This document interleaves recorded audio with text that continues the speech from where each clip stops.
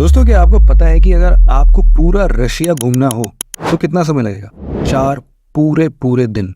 जी हाँ, रशिया इतना vast country है कि इसे अगर आप एंड टू एंड कवर करना चाहें तो आपको पूरा 4 दिन लग जाएगा। लेकिन क्या आपको पता है कि यूनाइटेड स्टेट से रशिया जाने में कितना समय लगेगा? महज 20 मिनट। Unbelievable, right? दरअसल वेस्टर्न यूएस में एक स्ट्रेट है, बेरिंग स्ट्रेट। इस स्ट्रेट के ईस्ट में लोकेटेड है अलास्का यानी यूनाइटेड स्टेट्स, और इसके दूसरी ओर वेस्ट में लोकेटेड है रशिया का चुक्ची पेनिनसुला। इस स्ट्रेट की चौड़ाई बस 82 किलोमीटर है, यानी कि आप बस 82 किलोमीटर का एक सी पार कीजिए और आप सीधे यूएस से रशिया पहुंच जाएंगे। हालांकि यहीं से इंटरनेशनल डेट लाइन भी होकर गुजरती है, तो आपके घड़ी में तो कुछ और बज सकते हैं, लेकिन महज आपको 20 ही मिनट लगेंगे। दोस्तों, हमारी वर्ल्ड ज्योग्राफी ना इसी तरह के वियर्ड फैक्ट से भरी पड़ी हुई है, और उनमें से कुछ को जानना बेहद जरूरी है हमारे एग्जाम पॉइंट ऑफ व्यू से भी। और इसीलिए हम लेकर आए हैं वर्ल्ड ज्योग्राफी का एक फुल्ली कॉम्प्रिहेंसिव एनिमेटेड वीडियो, जिसमें हम वर्ल्ड के मेजर कॉन्टिनेंट्स और उनके कंट्रीज, रिवर्स, डिजर्ट्स, ग्लेशियर्स और माउंटेन्स रेंजेस को एनिमेशन के थ्रू डिटेल में समझेंगे। तो चलिए शुरू करते हैं वर्ल्ड ज्योग्राफी की इस रोमांचक जर्नी की शुरुआत करते हैं नॉर्थ अमेरिका से।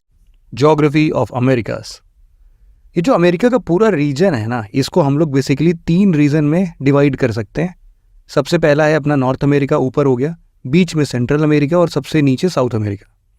इसमें आप नॉर्थ और साउथ अमेरिका को डिफरेंट कॉन्टिनेंट्स काउंट कर सकते हो। लेकिन हम इनके पर्टिकुलर ज्योग्राफिकल फीचर्स की बात करें, इनके माउंटेन रेंजेस, रिवर्स, प्लेट्यूज वगैरह वगैरह, इन सब चीज़ों की बात करें उससे पहले एक बार इनके एक्सटेंशंस को देख लेते हैं। साउथ से नॉर्थ तक कहाँ तक फैले हुए हैं, और कुछ उसमें और अच्छे फैक्ट्स भी हमें पता चल जाएंगे। जैसे कि नॉर्थ अमेरिका की बात करें तो ये कॉन्टिनेंट नॉर्थ में एल्यूशियन आइलैंड से लेकर साउथ में इस्थमस ऑफ पनामा तक एक्सटेंडेड है। इसके एक साइड अटलांटिक और दूसरे साइड पैसिफिक ओशन है। इस रीजन में लोकेटेड कंट्रीज की बात करें तो मेनली 3 कंट्रीज हैं। कौन कौन से? पहला ऊपर, सबसे ऊपर आप देखोगे तो कनाडा का छोटा सा पोर्शन, वो जो अलास्का वाला रीजन ले रहे हो ना, ये भी यूएसए का ही पार्ट है। मतलब कि सेकंड कंट्रीज है यूनाइटेड स्टेट्स ऑफ अमेरिका, और सबसे नीचे लास्ट में मैक्सिको। इसी तरह सेंट्रल अमेरिका की ज्योग्राफिकल बाउंड्रीज की बात करें तो ये ईस्ट में कैरेबियन सी, नॉर्थ में मैक्सिको, वेस्ट में पैसिफिक ओशन और साउथ में कोलंबिया से घिरा हुआ है। ये सेंट्रल अमेरिका ऐसे 7 कंट्रीज से बना हुआ है, जो कि हैं Guatemala, Belize, El Salvador, Honduras, Nicaragua, Costa Rica और पनामा। इन 7 कंट्रीज में निकारागुआ सेंट्रल अमेरिका की सबसे बड़ी, मतलब कि लार्जेस्ट कंट्री है। इसी तरह अगर साउथ अमेरिका की बात करें तो ये वैसे तो वर्ल्ड का 4th लार्जेस्ट कॉन्टिनेंट है, लेकिन ये कैसे घिरा हुआ है? नॉर्थ में गल्फ ऑफ डेरियन से लेकर साउथ में एक आर्चिपेलागो है जिसका नाम है टिएरा डेल फुएगो। यहाँ तक इसका एक्सटेंशन आप मार्क कर सकते हो। यहाँ लोकेटेड कंट्रीज़ की बात करें तो टोटल 12 कंट्रीज़ हैं। कौन कौन सी हैं? Chile, Argentina, Uruguay, Paraguay, Bolivia, Peru, Ecuador, Brazil, Colombia, Venezuela, Guyana, Suriname, French गुइना। इन सभी देशों में ना ब्राज़ील सबसे बड़ी कंट्री है। अब हम बात करते हैं अमेरिका के डाइवर्स ज्योग्राफिकल फीचर में, जिसमें सबसे पहले हम बात करेंगे माउंटेन रेंजेस के बारे में। Mountain ranges of America. North America में 3 मेजर माउंटेन रेंजेस लोकेटेड है। कौन कौन से? पहला ऊपर रॉकी माउंटेन, एपलेशियन माउंटेन और Sierra Nevada. Rocky mountain range north America का लॉन्गेस्ट और वर्ल्ड का 2nd लॉन्गेस्ट माउंटेन रेंज है। तो भाई वर्ल्ड का फर्स्ट लॉन्गेस्ट माउंटेन रेंज कौन सा है, ये आपको कमेंट सेक्शन में बताना है। ये माउंटेन रेंज नॉर्थ में कनाडा से लेकर साउथ में यूएस के न्यू मैक्सिको स्टेट तक एक्सटेंडेड है। इस माउंटेन रेंज की कुल लेंथ लगभग 3000 किलोमीटर है, और इसका ज़्यादातर पार्ट फॉरेस्ट्स और वेजिटेशन से कवर्ड है।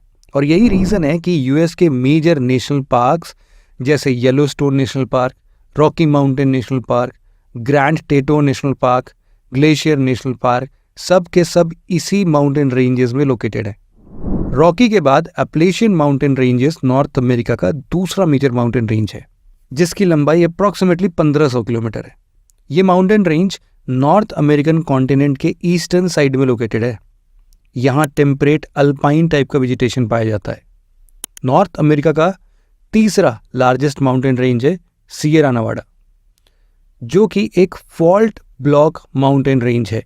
इस माउंटेन रेंज की लेंथ 500 किलोमीटर और विड्थ अप्रॉक्सीमेटली 70 किलोमीटर है। वर्ल्ड की लार्जेस्ट ट्री स्पीसीज जिसे सक्वोया ट्रीज कहा जाता है, यहाँ की एंडेमिक स्पीशीज है। अगर आप स्टार्टअप से रिलेटेड न्यूज़ फॉलो करते हैं ना, तो आपने फेमस वेंचर कैपिटल सक्वोया कैपिटल के बारे में तो ज़रूर सुना होगा। वो इसी ट्री के नाम पर रखा गया है। खैर, Sierra Nevada mountain range US के कैलिफोर्निया स्टेट में लोकेटेड है। इसके अलावा कैस्केड माउंटेन रेंजेस भी नॉर्थ अमेरिका का एक इंपॉर्टेंट माउंटेन रेंज है। ये एक यंग फोल्ड माउंटेन सिस्टम है। जिनको नहीं पता उनको बता दूं कि यंग माउंटेन सिस्टम वो माउंटेन्स होते हैं जो लगातार इवॉल्व कर रहे हैं, यानी कि एक्टिव टेक्टोनिक मूवमेंट्स की वजह से वो लगातार राइज करते रहते हैं, इनकी हाइट बढ़ती रहती है।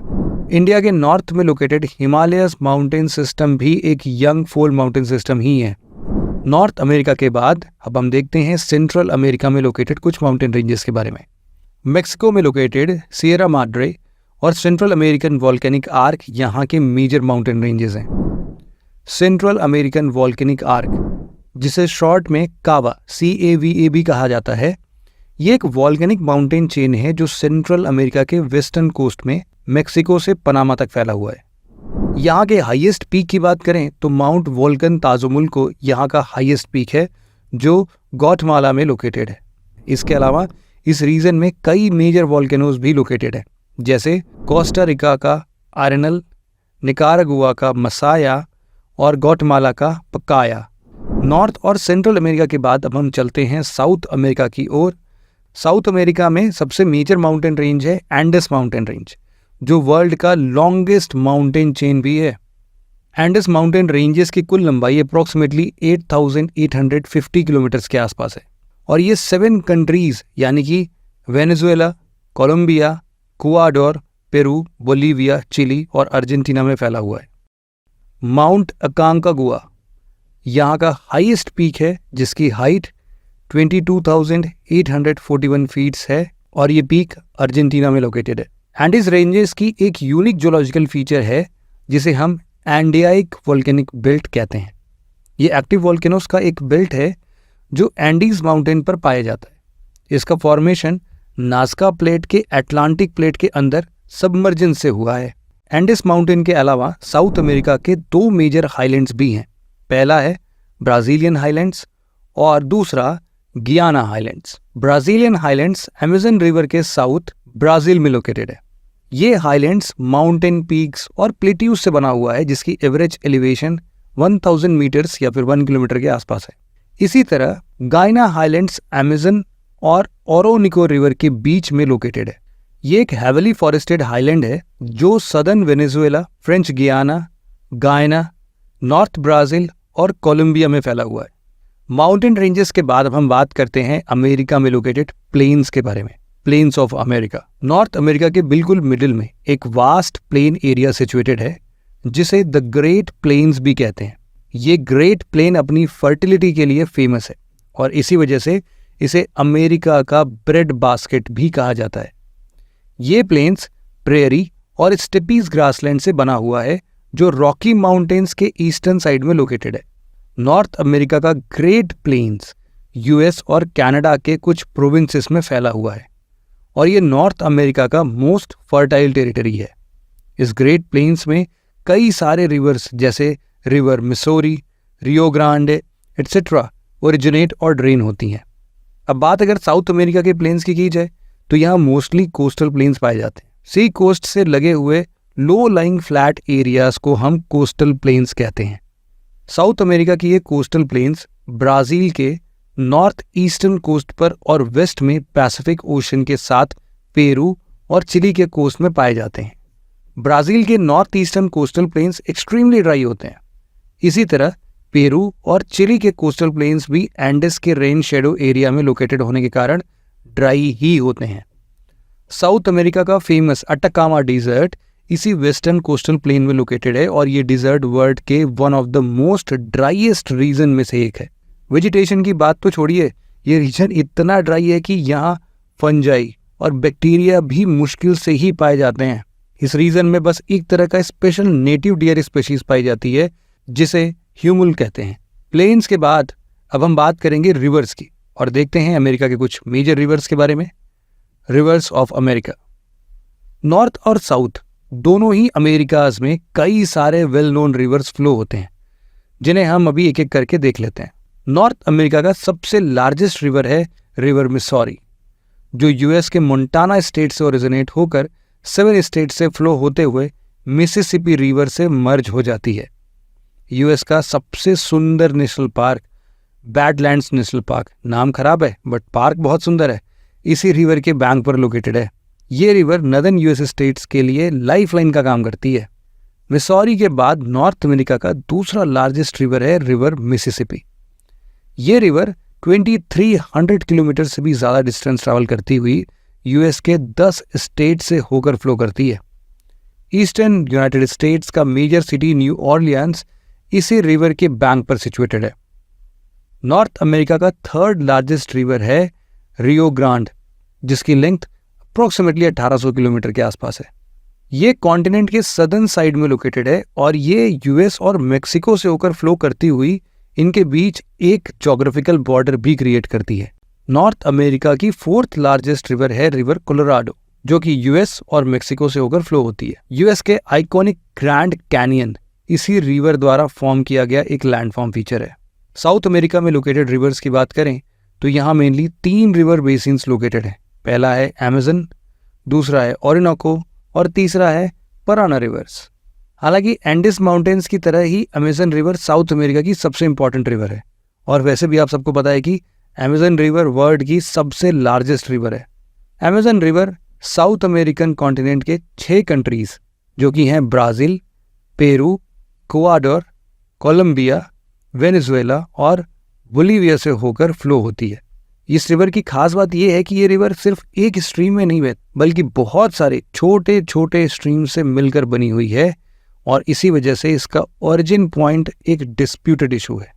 अमेज़न रिवर के नाम पर ही यहाँ का लार्जेस्ट फॉरेस्ट का नाम अमेज़न रेन फॉरेस्ट रखा गया है, जो कई सारे साउथ अमेरिकन कंट्रीज में फैला हुआ है और जो इस कॉन्टिनेंट का करीब 40% एरिया ऑक्युपाई करता है। पराना रिवर्स अमेज़न के बाद साउथ अमेरिका की सेकेंड लार्जेस्ट रिवर है। ये रिवर अर्जेंटीना, पैराग्वे, बोलीविया और ब्राज़ील में ट्रांसपोर्टेशन के लिए वाटरवेज की तरह काम करती है। पराना रिवर आगे चलकर प्रॉग रिवर से मर्ज हो जाती है और ये रिवर अटलांटिक ओशियन के रियो दे ला प्लाता एस्चुरी में ड्रेन होती है। ये एस्चुरी अर्जेंटीना और यूरुग्वे के बीच लोकेटेड है। अर्जेंटीना और यूरुग्वे के कैपिटल सिटीज भी इसी एस्चुरी में एक दूसरे के ऑपोजिट साइड्स में लोकेटेड है।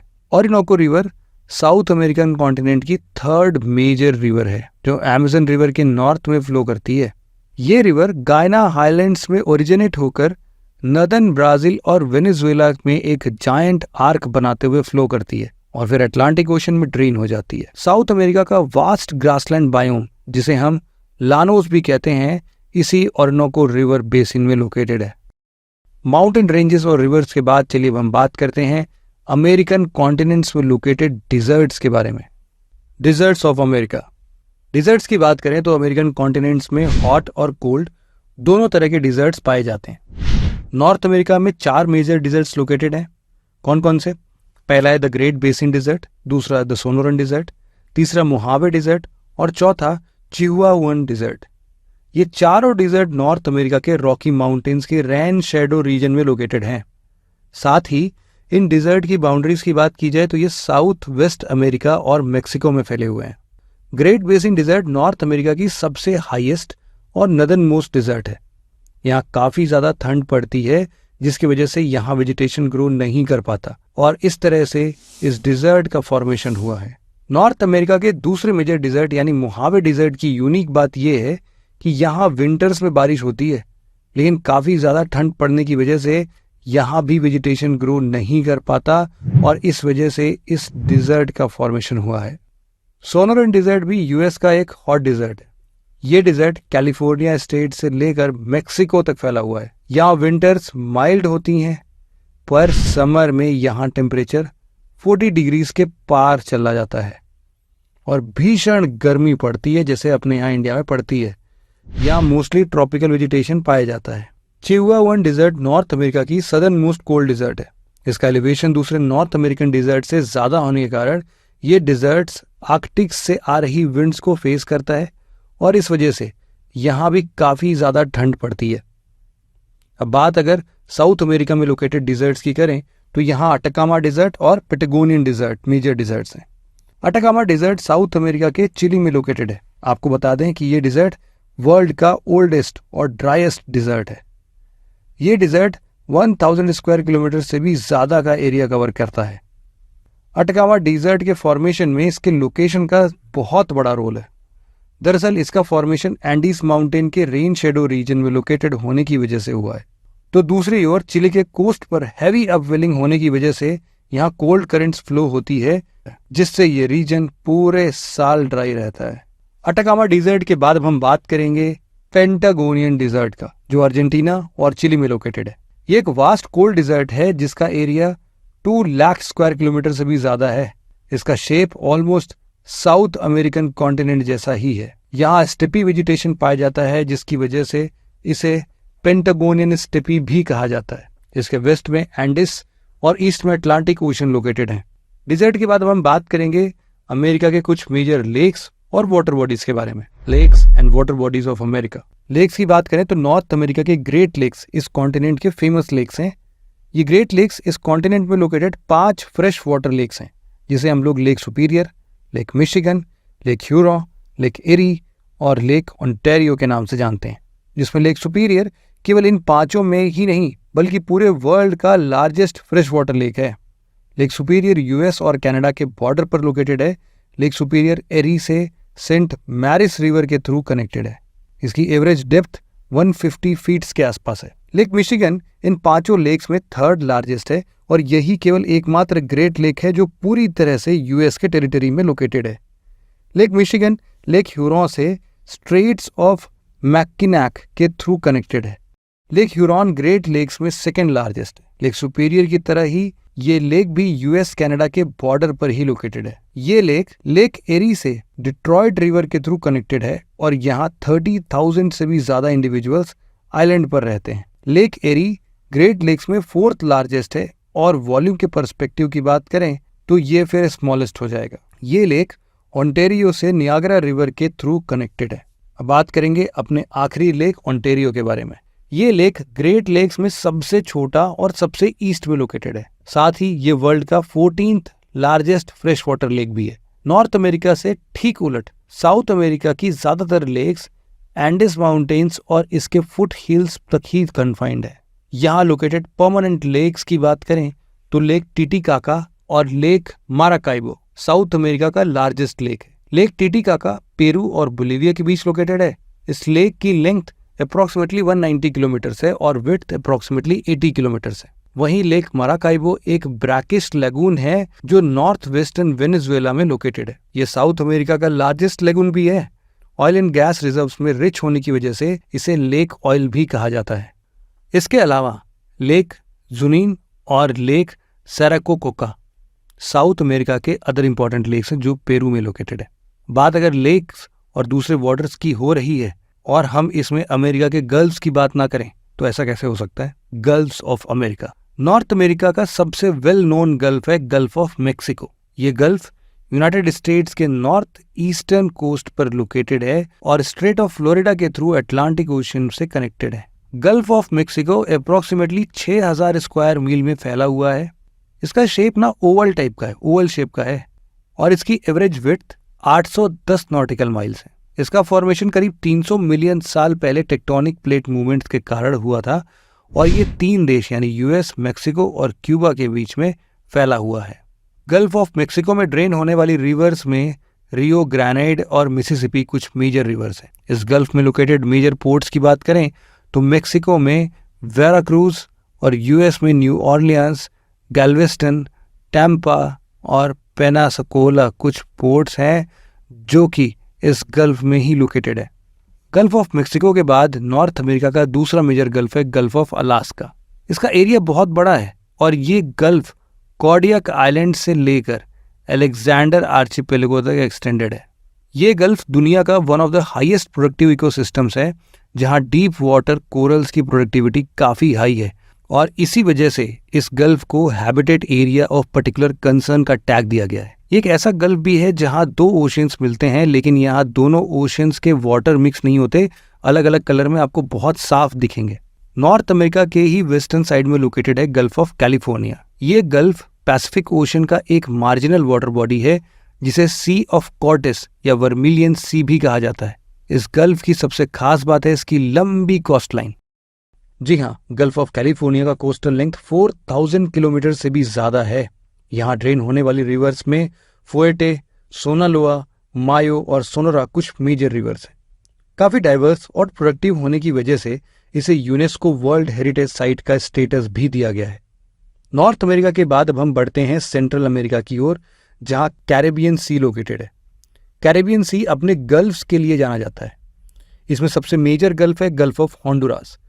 इस गल्फ की फिजियोग्राफी काफी ज्यादा डाइवर्स है, जहां open waters, ocean currents, barrier beaches, salt marches, sea grass beds, barrier reefs, lagoons etcetera पाए जाते हैं, और ये भी हाईली प्रोडक्टिव मैरीन इकोसिस्टम्स में से एक है।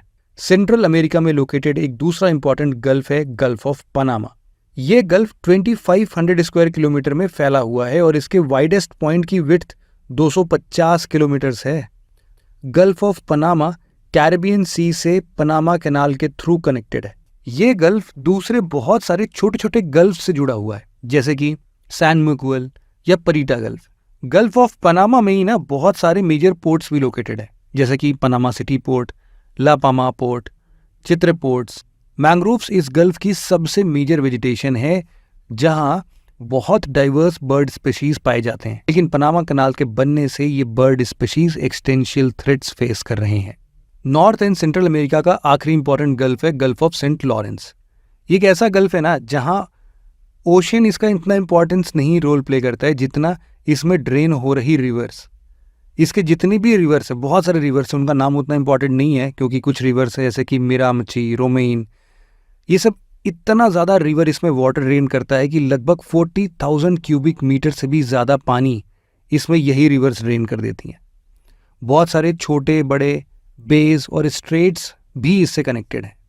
आपको बता दें कि साउथ अमेरिका की कोस्टल लाइंस फ्लैट होने की वजह से यहाँ कोई मेजर गल्फ नहीं पाया जाता है।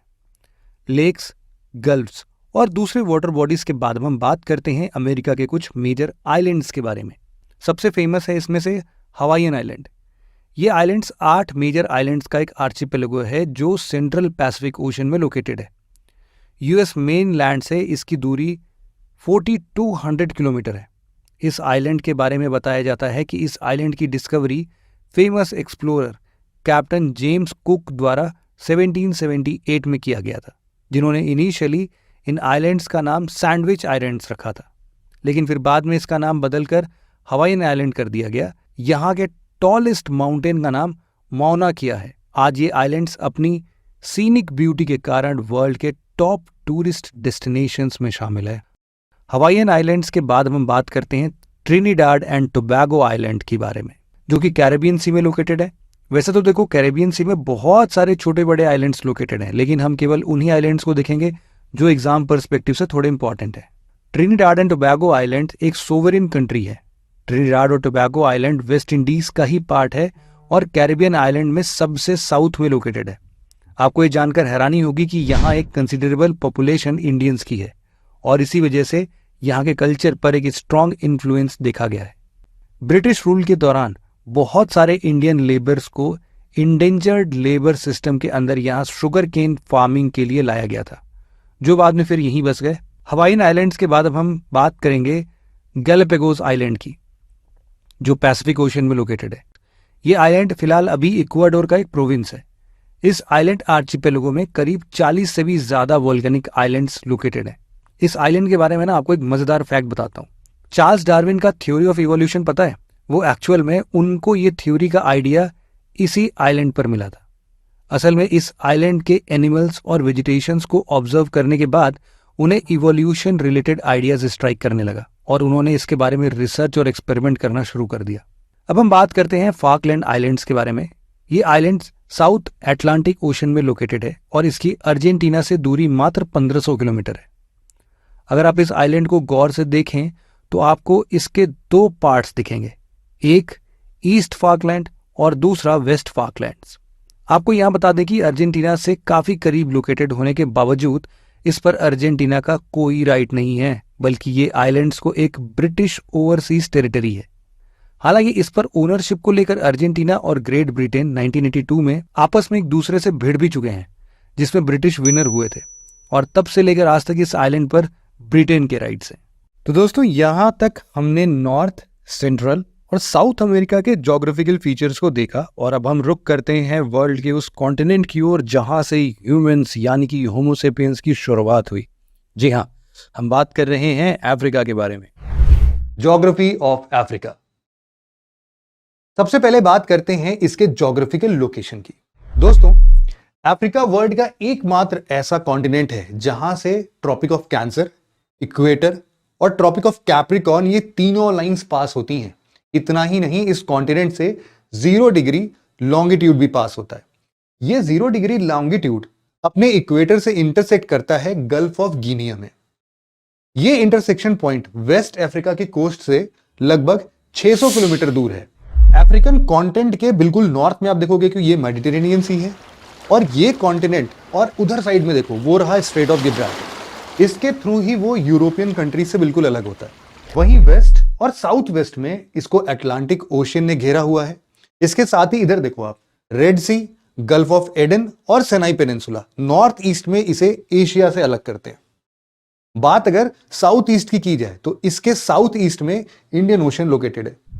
इसके फर्दर स्टडी के लिए अफ्रीका को हम लोगों ने 5 मेजर ज्योग्राफिकल रीजन्स में डिवाइड किया है, जिसमें से ये ऊपर वाला हिस्सा नॉर्थ अफ्रीका, फिर इधर साइड में आपका वेस्ट अफ्रीका, नीचे सदर्न अफ्रीका, और बिल्कुल बीच में सेंट्रल अफ्रीका, और एक इधर नॉर्थ ईस्ट अफ्रीका शामिल है। इन सभी रीजन्स में कुल मिला के 54 सोवरेन कंट्रीज एग्जिस्ट करती हैं, जिनमें 6 आइलैंड नेशंस भी हैं। इसके अलावा इक्वेटर इस पूरे कॉन्टिनेंट को ऑलमोस्ट 2 इक्वल हाफ्स में डिवाइड करता है, और इसमें यहां पर इस कॉन्टिनेंट में 8 मेजर फिजिकल रीजन्स भी पाए जाते हैं, जो कि हैं Sahara, Sahel, Ethiopian Highlands, savanna, Swahili Coast, African rain forest, African Great Lakes और सदर्न अफ्रीका। इन सभी क्लासिफिकेशंस को थोड़ा डिटेल में समझते हैं। Regional divisions of Africa. दोस्तों, जैसा कि हमने पहले भी डिस्कस किया कि अफ्रीका को हम लोग 5 मेजर ज्योग्राफिकल रीजन्स में डिवाइड करते हैं, जिसमें अगर बात करें नदर्न अफ्रीका की, इसमें नदर्न अफ्रीका में मोरक्को से लेकर उसके बाद अल्जेरिया, ट्यूनीशिया, लीबिया, इजिप्ट और इसके साथ साथ इसके नीचे सूडान तक एक्सटेंडेड है। इसी रीजन में ना कुछ आइलैंड भी शामिल है, जैसे कि आप बिल्कुल उधर वेस्ट साइड में देखोगे तो canary island, Santa cruise, Quetta, मेदेइरा, मेलीला, ऐसे बहुत सारे आइलैंड्स हैं। ये ऊपर के अगर आपको कंट्रीज याद करने ना, तो इसका एक बहुत ही सिंपल सा निमोनिक्स है मतले, मतलब कि मोरक्को, अल्जेरिया, ट्यूनीशिया, लीबिया और इजिप्ट, है ना, इजी। सेकेंड डिवीजन है इसके जस्ट इधर आप देख रहे हो नॉर्थ ईस्ट अफ्रीका। यहां ध्यान देने वाली बात यह है कि इसे हम लोग अफ्रीका का हॉर्न यानी कि हॉर्न ऑफ अफ्रीका भी कहते हैं। ये हॉर्न ऑफ अफ्रीका अरेबियन सी में ये 100 किलोमीटर के आसपास का ये पूरा स्ट्रेच है, और इसको आप देखो गल्फ ऑफ एडन के साउथ में ये लाई करता है। ये बात समझ में आ गई। अब इस हॉर्न ऑफ अफ्रीका में 4 कंट्रीज शामिल है। इसको आप लोग सीड SEED से याद कर सकते हो। कौन कौन से? सोमालिया, एरिट्रिया, इथियोपिया और जिबूटी। दोस्तों, ये अफ्रीकन कॉन्टिनेंट का थर्ड हिस्सा है जिसको हम लोग ईस्टर्न अफ्रीकन रीजन बोल रहे हैं। ये ईस्टर्न अफ्रीका में आप देखो यहां पर रेड सी और हॉर्न ऑफ अफ्रीका के बिल्कुल साउथ से लेके ये नीचे मोजाम्बिक तक इसको फैलाव हम देख सकते हैं।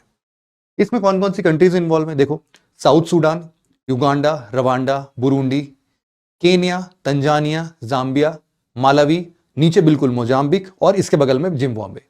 इसके साथ साथ इसी में कुछ आइलैंड नेशंस भी हैं। आप थोड़ा ईस्टर्न साइड में देखना, यहां पर है कोमोरोस, इसके नीचे एक बड़ा सा आइलैंड मेडागास्कर, और इंडियन आइलैंड्स में आप देखोगे बिल्कुल ऊपर ये सेशल्स, इसके नीचे मॉरिशस और इसके जस्ट नीचे रीयूनियन आइलैंड जैसे कंट्रीज भी शामिल हैं।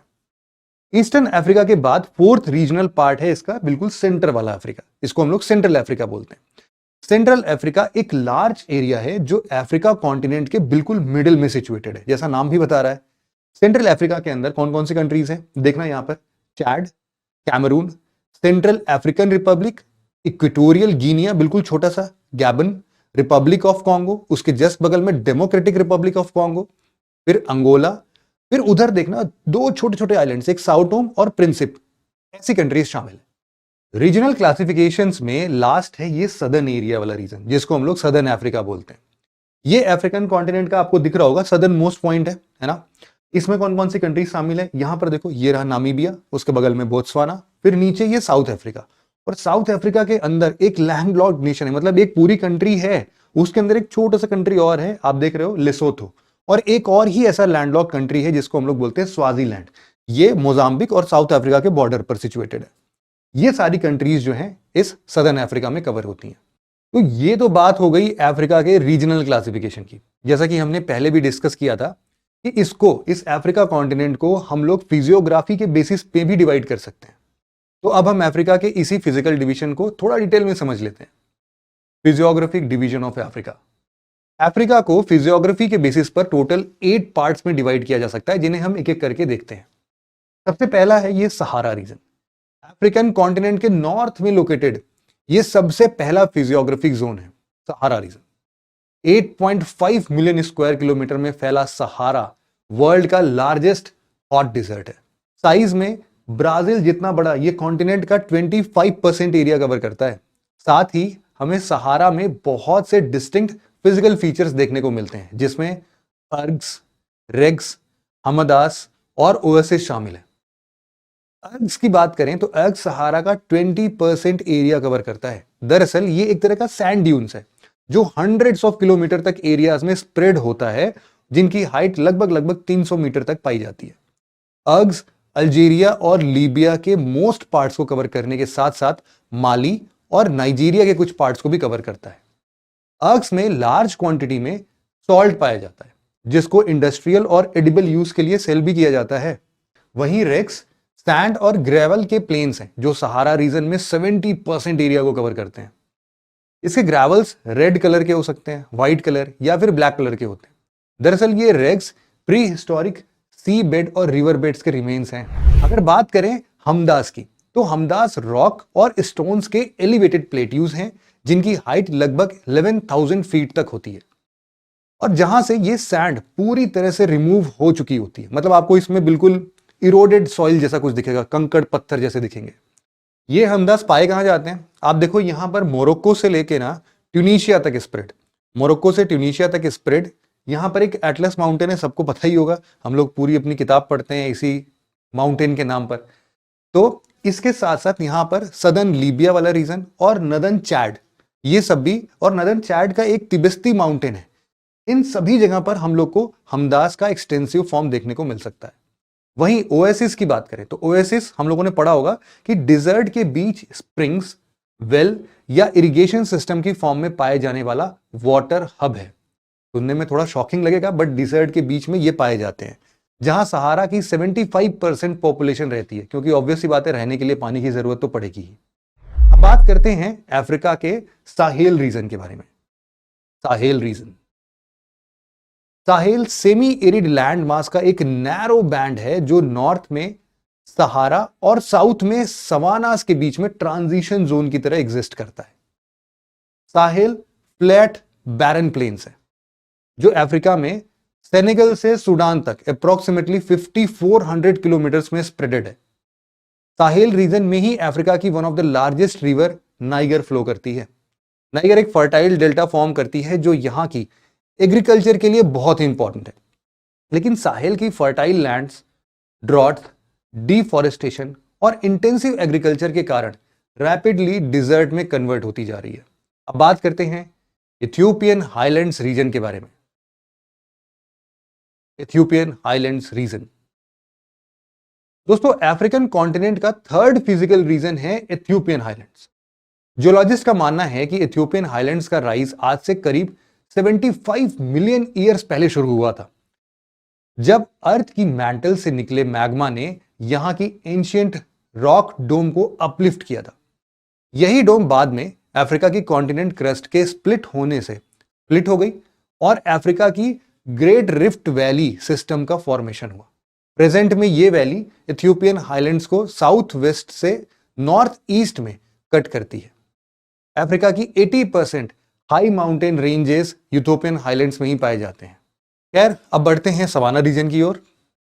सवाना रीजन, ये सवाना रीजन एक्चुअल में और कुछ नहीं है बल्कि ग्रासलैंड्स होते हैं, अफ्रीका का ग्रासलैंड जिसको हम लोग सवाना के नाम से जानते हैं। ये यहाँ का एक रिमार्केबल फिजिकल फीचर है।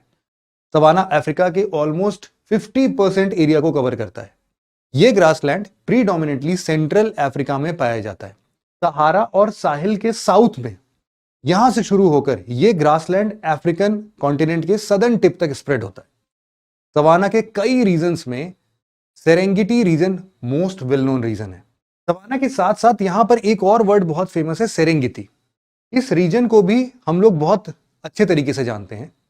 सेरेंगेटी रीजन एक्चुअल में और कुछ नहीं बल्कि इस सवाना रीजन में ही 30,000 स्क्वायर किलोमीटर का एक स्ट्रेच्ड प्लेन है, जो कि केनिया के मसाई मारा रिजर्व से लेकर तंजानिया के सेरेंगेटी नेशनल पार्क तक फैला हुआ है। यह रीजन पूरे अफ्रीकन कॉन्टिनेंट में पाए जाने वाले टोटल मैमल पॉपुलेशन का लार्जेस्ट शेयर होल्ड करता है। लायंस, हाइनास, जेब्रास, जिराफ और एलिफेंट्स यहां के रीजन को डोमिनेट करते हैं। इंटरेस्टिंगली हर साल यहां अराउंड 1 मिलियन वाइल्ड बीस्ट का सीजनल माइग्रेशन देखने को मिलता है, जो रेन पैटर्न को फॉलो करते हुए सेरेंगेटी प्लेन में सर्कुलर मोशन करते हैं, जिसे the great migration on earth भी कहा जाता है। अफ्रीकन कॉन्टिनेंट का फिफ्थ फिजियोग्राफिक रीजन है Swahili Coast. Swahili Coast region, Swahili Coast ये 1610 किलोमीटर का ये कोस्टल स्ट्रेच है। ये स्टार्ट होता है आपके सोमालिया से लेकर नीचे मोजाम्बिक तक। इस कोस्ट के नियर बाई पाए जाने वाले कोरल रीफ्स और बैरियर आइलैंड्स इस कोस्ट को सिवियर वेदर से प्रोटेक्ट करते हैं। इस सैंडी कोस्ट में एनिमल लाइफ का ज्यादा कंसंट्रेशन देखने को नहीं मिलता है और यहां मैंग्रोव फॉरेस्ट यहां की मोस्ट कॉमन वेजिटेशन है। स्वाहिली के बाद नेक्स्ट रीजन है अफ्रीका के रेन फॉरेस्ट का। रेन फॉरेस्ट रीजन, अफ्रीका के ज्यादातर rain forest developmental process, agriculture और फॉरेस्ट्री की वजह से डिस्ट्रॉय हो चुके हैं। प्रेजेंट में रेन फॉरेस्ट का 80% कॉन्सेंट्रेशन कॉन्गो रिवर बेसिन के साथ सेंट्रल अफ्रीका में लिमिटेड है। अफ्रीका के रेन फॉरेस्ट अपनी रिच एनिमल लाइफ और डाइवर्स प्लांट कम्युनिटी के लिए जाने जाते हैं। यहां अभी तक 8000 प्लांट स्पीशीज को डॉक्यूमेंट किया जा चुका है, जो कि इस पूरे रेन फॉरेस्ट का मुश्किल से 10% हिस्सा ही है। रेन फॉरेस्ट के अलावा अफ्रीका का अगला फिजियोग्राफिक रीजन है अफ्रीका के Great Lakes. African Great Lakes region, Africa में लोकेटेड ये ग्रेट लेक्स अफ्रीका के ये 9 कंट्रीज में स्ट्रेच्ड हैं। जो आप देखोगे ना कि ये ग्रेट रिफ्ट वैली वाला पार्ट था, इसी के आसपास ही सिचुएटेड है। जब अफ्रीकन कॉन्टिनेंट अरेबियन पेनिनसुला से सेपरेट हुआ तो अर्थ की सरफेस पर लार्ज और डीप क्रैक्स अपीयर हुए, जिसमें बाद में वाटर फिल होने से इन लेक्स का फॉर्मेशन हुआ। कुल मिलाकर इस जियोलॉजिकल प्रोसेस से 7 मेजर अफ्रीकन ग्रेट लेक्स का फॉर्मेशन होता है। Lake Albert, Lake Edward, Lake Kivu, Lake Malawi, Lake Tanganyika, Lake Turkana और लेक विक्टोरिया। इन सब में से लेक विक्टोरिया अफ्रीका की लार्जेस्ट लेक है। जो वर्ल्ड की लॉन्गेस्ट रिवर, यहां देखो आप, नाइल है ना, इसका सदर्न सोर्स भी है। African Great Lake region diverse aquatic और टेरेस्ट्रियल एनिमल लाइफ से भरा पड़ा है और ये अफ्रीका की इकोलॉजी के लिए काफी इंपॉर्टेंट रीजन है। चलिए अब हम आगे बढ़ते हैं अफ्रीका के अंतिम फिजियोग्राफिक रीजन की ओर, जो है southern Africa. Southern Africa reason, Africa continent के इस रीजन में कापवाल क्रैटन का डोमिनेशन देखने को मिलता है। कापवाल क्रैटन एक बेडरॉक शेल्फ है जो 2.6 बिलियन ईयर्स पुराना है। सदर्न अफ्रीका के इस रॉकी रीजन में प्लेट्यूज और माउंटेन्स जैसे कि ड्रैकेंसबर्ग रेंज लोकेटेड है। इसके साथ ही सदर्न अफ्रीका अफ्रीका के वेल नोन मिनरल रिजर्व का भी हॉटस्पॉट है। तो अभी तक हमने अफ्रीकन कॉन्टिनेंट के वेरियस क्लासिफिकेशंस को देखा, लेकिन अब हम अफ्रीकन कॉन्टिनेंट के डाइवर्स ज्योग्राफिकल फीचर्स को देखेंगे। Geographical features of Africa, African continent के ज्योग्राफिकल फीचर्स में प्लेट्यूज, कोल्ड माउंटेन्स, डिजर्ट्स और रिवर्स जैसे डोमिनेंट फीचर्स शामिल हैं। अफ्रीका कॉन्टिनेंट का एक वास्ट रीजन अपने saucer shaped steep edges plateaus के लिए फेमस है, जो कोस्ट की तरफ फेस किए हुए हैं। और ये प्लेट्यू रीजन गिनिया कोस्ट से सोमालीलैंड और नॉर्थ सहारा से केप प्रोविंस तक एक्सटेंड करता है। इनको 3 मेजर ग्रुप्स में डिवाइड किया गया है। पहला साउथ अफ्रीकन प्लेट्यू, दूसरा ईस्ट अफ्रीकन प्लेट्यू और तीसरा Ethiopian highlands. South African plateau अपने चारों तरफ हाई ग्राउंड से बाउंडेड है, जो कोस्ट के पास स्टीपली फॉल करता है। South African plateau north east में ईस्ट अफ्रीकन प्लेट्यू से कनेक्टेड है। वहीं east African plateau average elevation में साउथ प्लेट्यू से बड़ा है और ये अपने डिस्टिंक्ट फीचर के लिए भी जाना जाता है। ये अपने रेंजेस, टेबल लैंड्स और डिप्रेशंस के लिए जाना जाता है। वहीं थर्ड डिवीजन यानी यूथोपियन हाईलैंड्स अफ्रीका के एलिवेटेड हायर रीजन है, जो इस कॉन्टिनेंट में लार्जेस्ट कॉन्टिन्यूअस हायर एल्टीट्यूड का एरिया फॉर्म करते हैं। इन तीनों ग्रुप्स के प्लेट्यूज को नॉर्थ टू साउथ अगर लोकेट किया जाए तो सबसे नॉर्थ में अहगर प्लेट्यू, उसके बाद एनएडी प्लेट्यू, उसके साउथ में जोस प्लेट्यू और इसके ईस्ट में यूथोपियन हाईलैंड्स लोकेटेड है। यूथोपियन हाईलैंड से साउथ की तरफ जाने पर East African plateau, Bie plateau, Katanga plateau, Angola plateau और सबसे साउथ में ड्रैकेंसबर्ग प्लेट्यू सिचुएटेड है। प्लेट्यूज के बाद अब हम बात करते हैं अफ्रीका के माउंटेन्स के बारे में। प्लेट्यूज के अलावा अफ्रीका अपने न्यूली फॉर्म्ड फोल्ड माउंटेन्स के लिए भी फेमस है, जिनमें सबसे ऊपर Atlas Mountains, Rwenzori Mountains, Mount Elgon, Tibesti Mountain, Ahaggar Mountains, Mount Kenya और माउंट किलिमंजारो मेजर माउंटेन्स हैं। Atlas Mountain. Atlas Africa continent के नॉर्थ ईस्ट पार्ट में सिचुएटेड है। आप यहां पर देखना मोरक्को, अल्जेरिया और ट्यूनीशिया, यहां पर ये ऐसे साउथ वेस्ट डायरेक्शन में लगभग 2400 किलोमीटर तक स्ट्रेच्ड है। इस रेंज को 3 सब रेंजेस में डिवाइड किया गया है। नॉर्थ टू साउथ ये मिडिल एटलस, हाई एटलस और एंटी एटलस में डिवाइड किए गए हैं। Atlas Mountains Mediterranean Sea and Atlantic Ocean के एक्सटेंसिव कोस्ट और सहारा डिजर्ट के बीच एक फिजिकल सेपरेटर का भी काम करता है। इसी तरह एटलस के साउथ में सदर्न अल्जेरिया में ट्रॉपिक ऑफ कैंसर के पास अहगर माउंटेन सिचुएटेड है। यह माउंटेन वोल्केनिक फॉर्मेशन है जो वोल्केनो के इरप्शन से फॉर्म हुआ है। इस माउंटेन को होग्गर के नाम से भी जाना जाता है, जो कि सेंट्रल सहारा का एक हाईलैंड रीजन है। अल्जेरिया की ईस्ट तरफ जाने पर हमें तिबेस्ती माउंटेन देखने को मिलते हैं।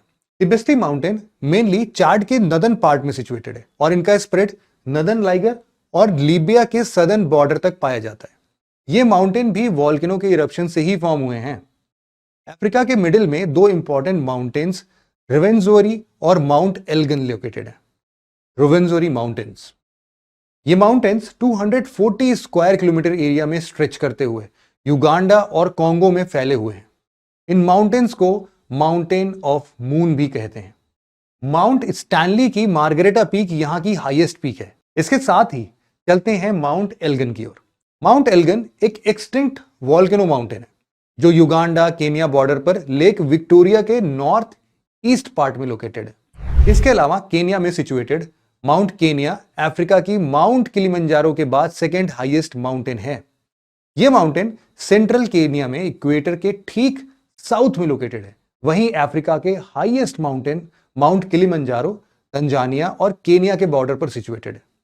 ये वर्ल्ड के टॉलेस्ट फ्री स्टैंडिंग माउंटेन्स हैं जो 4600 मीटर तक राइज होते हैं।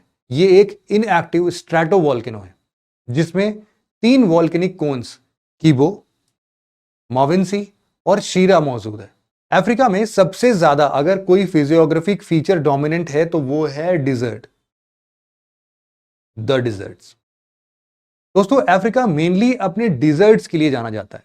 यहां वर्ल्ड के लार्जेस्ट डिजर्ट पाए जाते हैं जो यहां की वाइल्ड लाइफ, ह्यूमन लाइफ और क्लाइमेट में मेजर रोल प्ले करते हैं। नॉर्थ टू साउथ डायरेक्शन में अगर हम जाएं तो इसमें हमें सबसे ऊपर Sahara Desert, Nubian Desert, Namib Desert और सबसे साउथ में कालाहारी डिजर्ट के रूप में डिस्ट्रीब्यूटेड फॉर्म देखने को मिलता है। सहारा डिजर्ट, सहारा वर्ल्ड का लार्जेस्ट हॉट डिजर्ट है जो इंटायरली नॉर्थ अफ्रीका में अप्रोक्सीमेटली 33 लाख स्क्वायर किलोमीटर में स्प्रेडेड है। इस डिजर्ट को अगर हम लोग कंट्रीज के रेस्पेक्ट में देखें वेस्ट टू ईस्ट डायरेक्शन में तो यहां क्या क्या कंट्रीज मिलेंगी आपको? Morocco, Mauritania, Algeria, Mali, Tunisia, Libya, Niger, Chad, Egypt, Sudan और इरिट्रिया जैसे कंट्रीज आती हैं। ये डिजर्ट सब ट्रॉपिकल हाई प्रेशर जोन की वजह से फॉर्म हुआ था और यहां टौरेग ट्राइब्स पाई जाती हैं। Nubian Desert, Nubian Desert Sahara Desert का ईस्टर्न रीजन है जो नाइल रिवर और रेड सी के बीच में लोकेटेड है। यहां रेनफॉल ना के बराबर होता है और ये डिजर्ट इजिप्ट में लोकेटेड है। ये एक रॉकी डिजर्ट है जो नाइल रिवर के थ्रू लिबियन डिजर्ट से सेपरेटेड है। न्यूबियन डिजर्ट के बाद अफ्रीका के साउथ में वेस्ट बॉर्डर पर नामीब डिजर्ट लोकेटेड है। Namib Desert, Namib southern Africa में लोकेटेड कूल कोस्टल डिजर्ट है। जियोलॉजिस्ट का मानना है कि यह डिजर्ट 55 मिलियन ईयर्स पुराना है और इसी वजह से इसे वर्ल्ड का ओल्डेस्ट डिजर्ट भी माना जाता है। इस डिजर्ट का फॉर्मेशन एक तो ऑफशोर ट्रेड विंड्स और दूसरा यहां पर फ्लो होने वाली बेंगुएला कोल्ड करंट की वजह से हुआ है।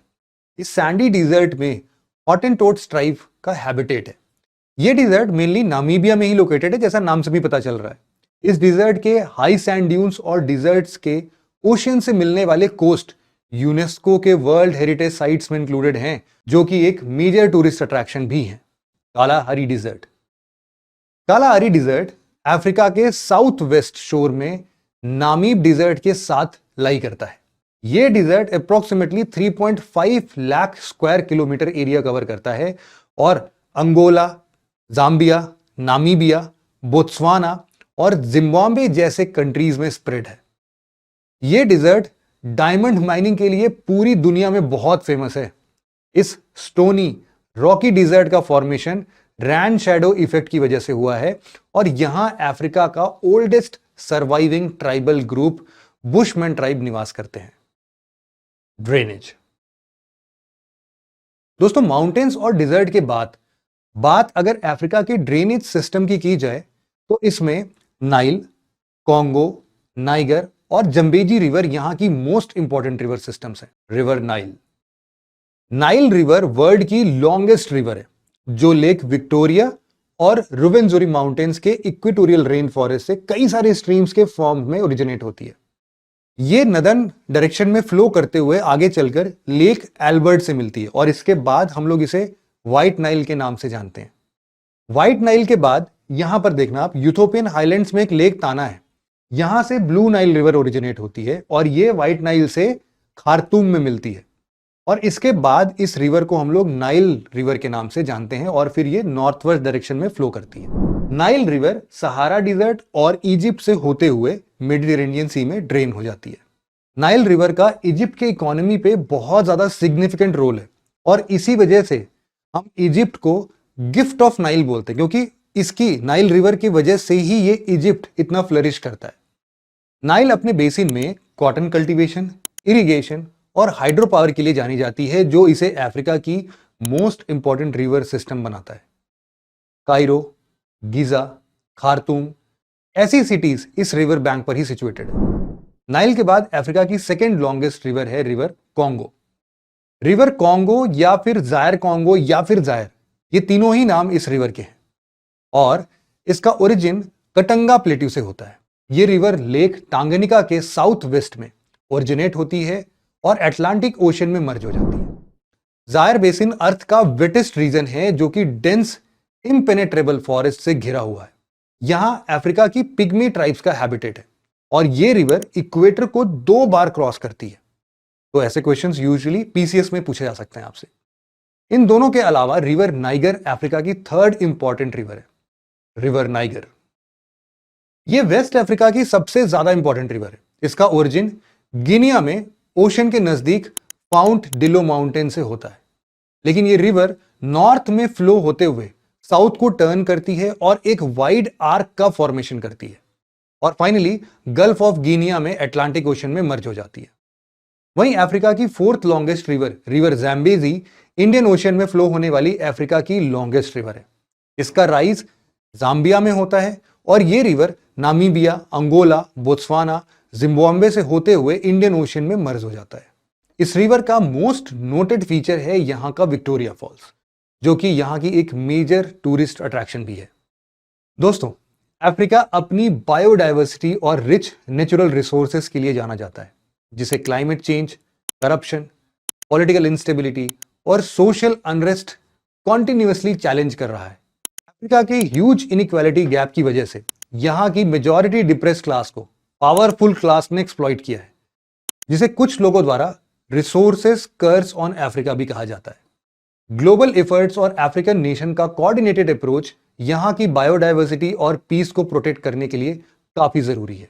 हम उम्मीद करते हैं कि अफ्रीका की बिगड़ती हालत पर वर्ल्ड कम्युनिटी की नज़र जरूर से जाएगी और वहाँ की हालत बहुत ही जल्द सुधार लिए जाएंगे। खैर, अफ्रीका के बाद हम चलते हैं वर्ल्ड की सबसे डेवलप्ड कॉन्टिनेंट यानी यूरोप की ओर। आज का एक यक्ष प्रश्न है, व्हाट इज यूरोप? दोस्तों, सुनने में तो ये रिलेटिवली बहुत इजी लगता है, लेकिन अगर मैप में देखें तो ये पता ही नहीं लगता है कि ये 44 सोवरेन कंट्रीज वाले यूरोप की बाउंड्री आखिर कहाँ से शुरू होती है और कहाँ खत्म होती है। यूरोप के कॉन्टेक्स्ट में रशिया का कुछ लोकेशन भी थोड़ा कंफ्यूजिंग सा ही है। रशिया के वेस्टर्न पोर्शन, जिसमें सेंट पीटर्सबर्ग और मॉस्को जैसे सिटीज भी शामिल हैं, यूरोप का पार्ट माना जाता है, और वहीं रशिया के ईस्टर्न पार्ट को एशिया में इंक्लूड किया जाता है। इसका मतलब रशिया 2 कॉन्टिनेंट्स यूरोप और रशिया में स्प्रेडेड है। आइए अब यूरोप की ग्लोब पर लोकेशन और इसकी बाउंड्रीज को थोड़ा डिटेल में डिस्कस कर लेते हैं, जिससे कि ये सब क्लैरिटीज हमें बहुत अच्छे से हो जाए। Location and boundaries of Europe.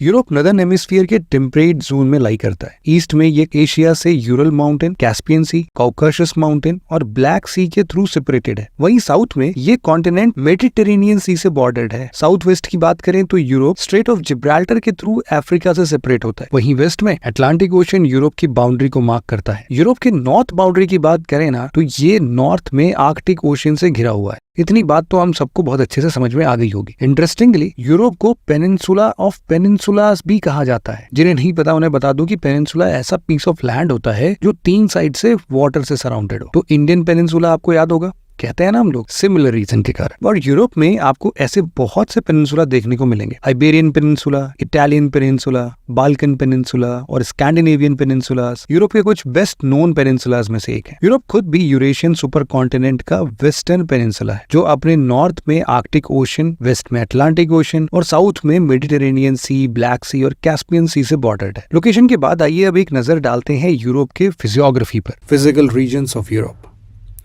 Europe को हम 4 मेजर फिजिकल रीजन्स में डिवाइड कर सकते हैं। पहला वेस्टर्न अपलैंड, दूसरा नॉर्थ यूरोपियन प्लेन, तीसरा सेंट्रल अपलैंड और चौथा अल्पाइन माउंटेन्स। सबसे पहले बात करते हैं वेस्टर्न अपलैंड्स की।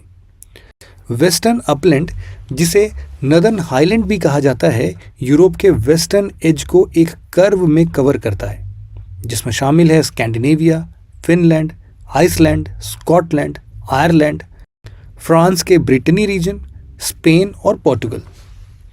यहाँ हम आपको बता दें कि स्कैंडिनेविया कोई यूरोपियन कंट्री नहीं है, बल्कि एक ग्रुप ऑफ कंट्री है जिसमें नॉर्वे, स्वीडन और डेनमार्क शामिल है। वेस्टर्न अपलैंड की जियोलॉजी की बात करें तो ये हार्ड एंशिएंट रॉक से फॉर्म हुआ है, जिसे ग्लेशिएशन के द्वारा शेप किया गया है। वेस्टर्न अपलैंड्स के बाद बात करते हैं यूरोप के दूसरे फिजियोग्राफिक रीजन यानी नॉर्थ यूरोपियन प्लेन्स के बारे में।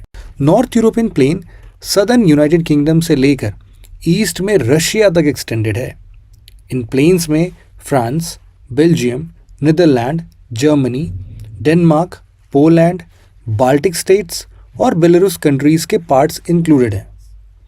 दोस्तों, स्कैंडिनेविया की तरह ही बाल्टिक स्टेट्स भी यूरोप के कुछ कंट्रीज का एक ग्रुप है, जिसमें एस्टोनिया, लातविया और लिथुएनिया शामिल है। नॉर्थ यूरोपियन प्लेन्स यूरोप के लगभग आधे पार्ट में स्प्रेडेड है और इनका एलिवेशन लगभग 150 फीट के आसपास रहता है। इन प्लेन्स से होकर राइन river, Vesara river, एल्बे river, order और विस्तुला जैसे रिवर्स फ्लो होती हैं, जो यहाँ की एग्रीकल्चरल डेवलपमेंट, कम्युनिकेशन और ट्रैवल के लिए वाइटल हैं। और यही रीज़न है कि नॉर्थ यूरोपियन प्लेन्स यूरोप का मोस्ट डेंसली पॉपुलेटेड रीजन होता है। नॉर्थ यूरोपियन प्लेन्स के ठीक साउथ में यूरोप का 3rd ज्योग्राफिकल रीजन यानी सेंट्रल अपलैंड्स लोकेटेड है। सेंट्रल अपलैंड्स के एक्सटेंट की बात करें तो इसके under western France, Belgium, southern Germany, चेकिया, स्विट्जरलैंड और ऑस्ट्रिया के नदर्न पार्ट्स आते हैं। इस रीजन में फ्रांस का मासिव सेंट्रल और वोजेस हाईलैंड, बेल्जियम का आर्डेन, जर्मनी का ब्लैक फॉरेस्ट और चेकिया का और सूरीटेन हाईलैंड सिचुएटेड है। वैसे तो central upland region sparsely populated है, लेकिन राइन, रोन, एल्ब और डान्यूब रिवर वैलीज में हमें डेंस पॉपुलेशन सेटलमेंट देखने को मिलता है। यूरोप का फोर्थ और सबसे सदर्न ज्योग्राफिकल रीजन है अल्पाइन माउंटेन रीजन। ये रीजन साउथ सेंट्रल यूरोप में मेडिटेरेनियन सी के नॉर्थ में लोकेटेड है। ये माउंटेन रीजन ऑलमोस्ट 700 माइल्स के एरिया में स्प्रेडेड है। ये फिजियोग्राफिक रीजन फ्रांस से लेकर Switzerland, northern Italy, Austria, Slovenia, Croatia, Bosnia, Herzegovina, Serbia, Montenegro, यहाँ से होते होते अल्बानिया में एड्रियाटिक सी तक स्ट्रेच्ड है। अल्पाइन माउंटेन के अंदर इटालियन और बाल्कन पेनिनसुला के साथ ही नॉर्दर्न स्पेन और सदर्न फ्रांस के माउंटेन रेंजेस भी इंक्लूडेड हैं। इस रीजन में एल्प्स, पायरिनीज, एपेनाइन्स, डायनेरिक एल्प्स, बाल्कन और कार्पेथियन माउंटेन लोकेटेड है। हाई एलिवेशन, रग्ड प्लेट्यू और steeply sloping land alpine mountain reason के कैरेक्टरिस्टिक फीचर्स हैं। इसके अलावा अल्पाइन रीजन के कुछ एक्टिव वॉल्केनोज जैसे कि इटली के माउंट एटना और माउंट वेसुवियस इसी रीजन में सिचुएटेड हैं। अब जब बात माउंटेन्स और वॉल्केनोज की हो ही रही है तो आइए एक नज़र डाल लेते हैं यूरोप के कुछ मेजर माउंटेन रेंजेस पर भी। Mountain ranges of Europe. Europe में माउंटेन रेंजेस में सबसे मेजर माउंटेन रेंज है द एल्प्स।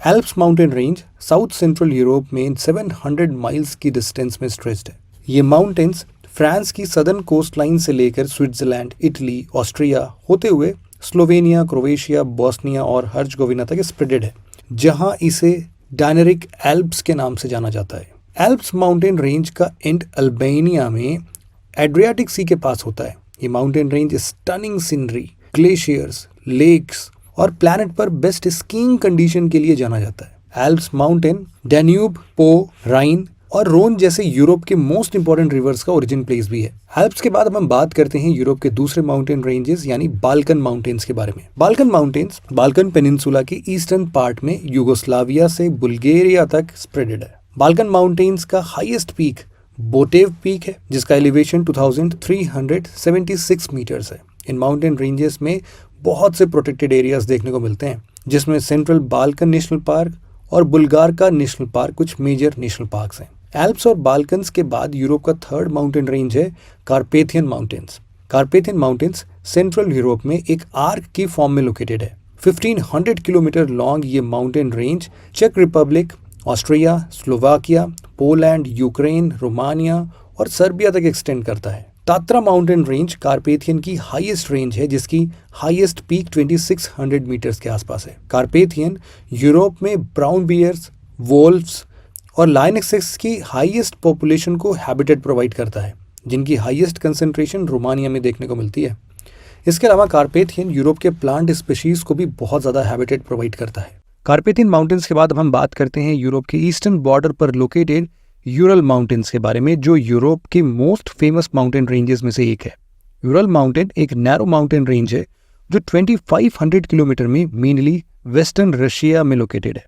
यूरल माउंटेन की विड्थ अप्रॉक्सीमेटली 32 किलोमीटर से 145 किलोमीटर के बीच में है, जो कि वर्ल्ड के अदर माउंटेन से कंपैरिजन में रिलेटिवली नैरो है। इन माउंटेन्स का एक्सटेंशन आर्कटिक ओशन की कोस्ट पर लोकेटेड पेखोए रिज से वेस्टर्न रशिया और नॉर्थ वेस्ट कजाकिस्तान में यूरल रिवर तक देखने को मिलता है। माउंट नारदनाया यूरल माउंटेन की हाईएस्ट पीक है, जिसका एलिवेशन 1894 मीटर्स है। यूरल की वेरिड लैंडस्केप स्टेपीज, ग्रासलैंड और फॉरेस्ट से डोमिनेटेड है, जहां बियर्स, एल्फ, वुल्फ, फॉक्स और लिंक्स जैसे एनिमल्स का हैबिटेट मिलता है। दोस्तों, यूरोप कॉन्टिनेंट में माउंटेन रेंजेस के साथ साथ न्यूमरस रिवर्स और इनकी ट्रिब्यूटरीज भी एग्जिस्ट करती हैं, जिसमें वोल्गा, डन्यूब, नाइपर, राइन कुछ मेजर रिवर्स हैं। अब इन रिवर्स को हम एक एक करके देखते हैं। शुरुआत करते हैं वोल्गा रिवर से। लगभग 3500 kilometre long Volga river Europe की लॉन्गेस्ट रिवर है और इसे रशिया की नेशनल रिवर भी कंसिडर किया जाता है।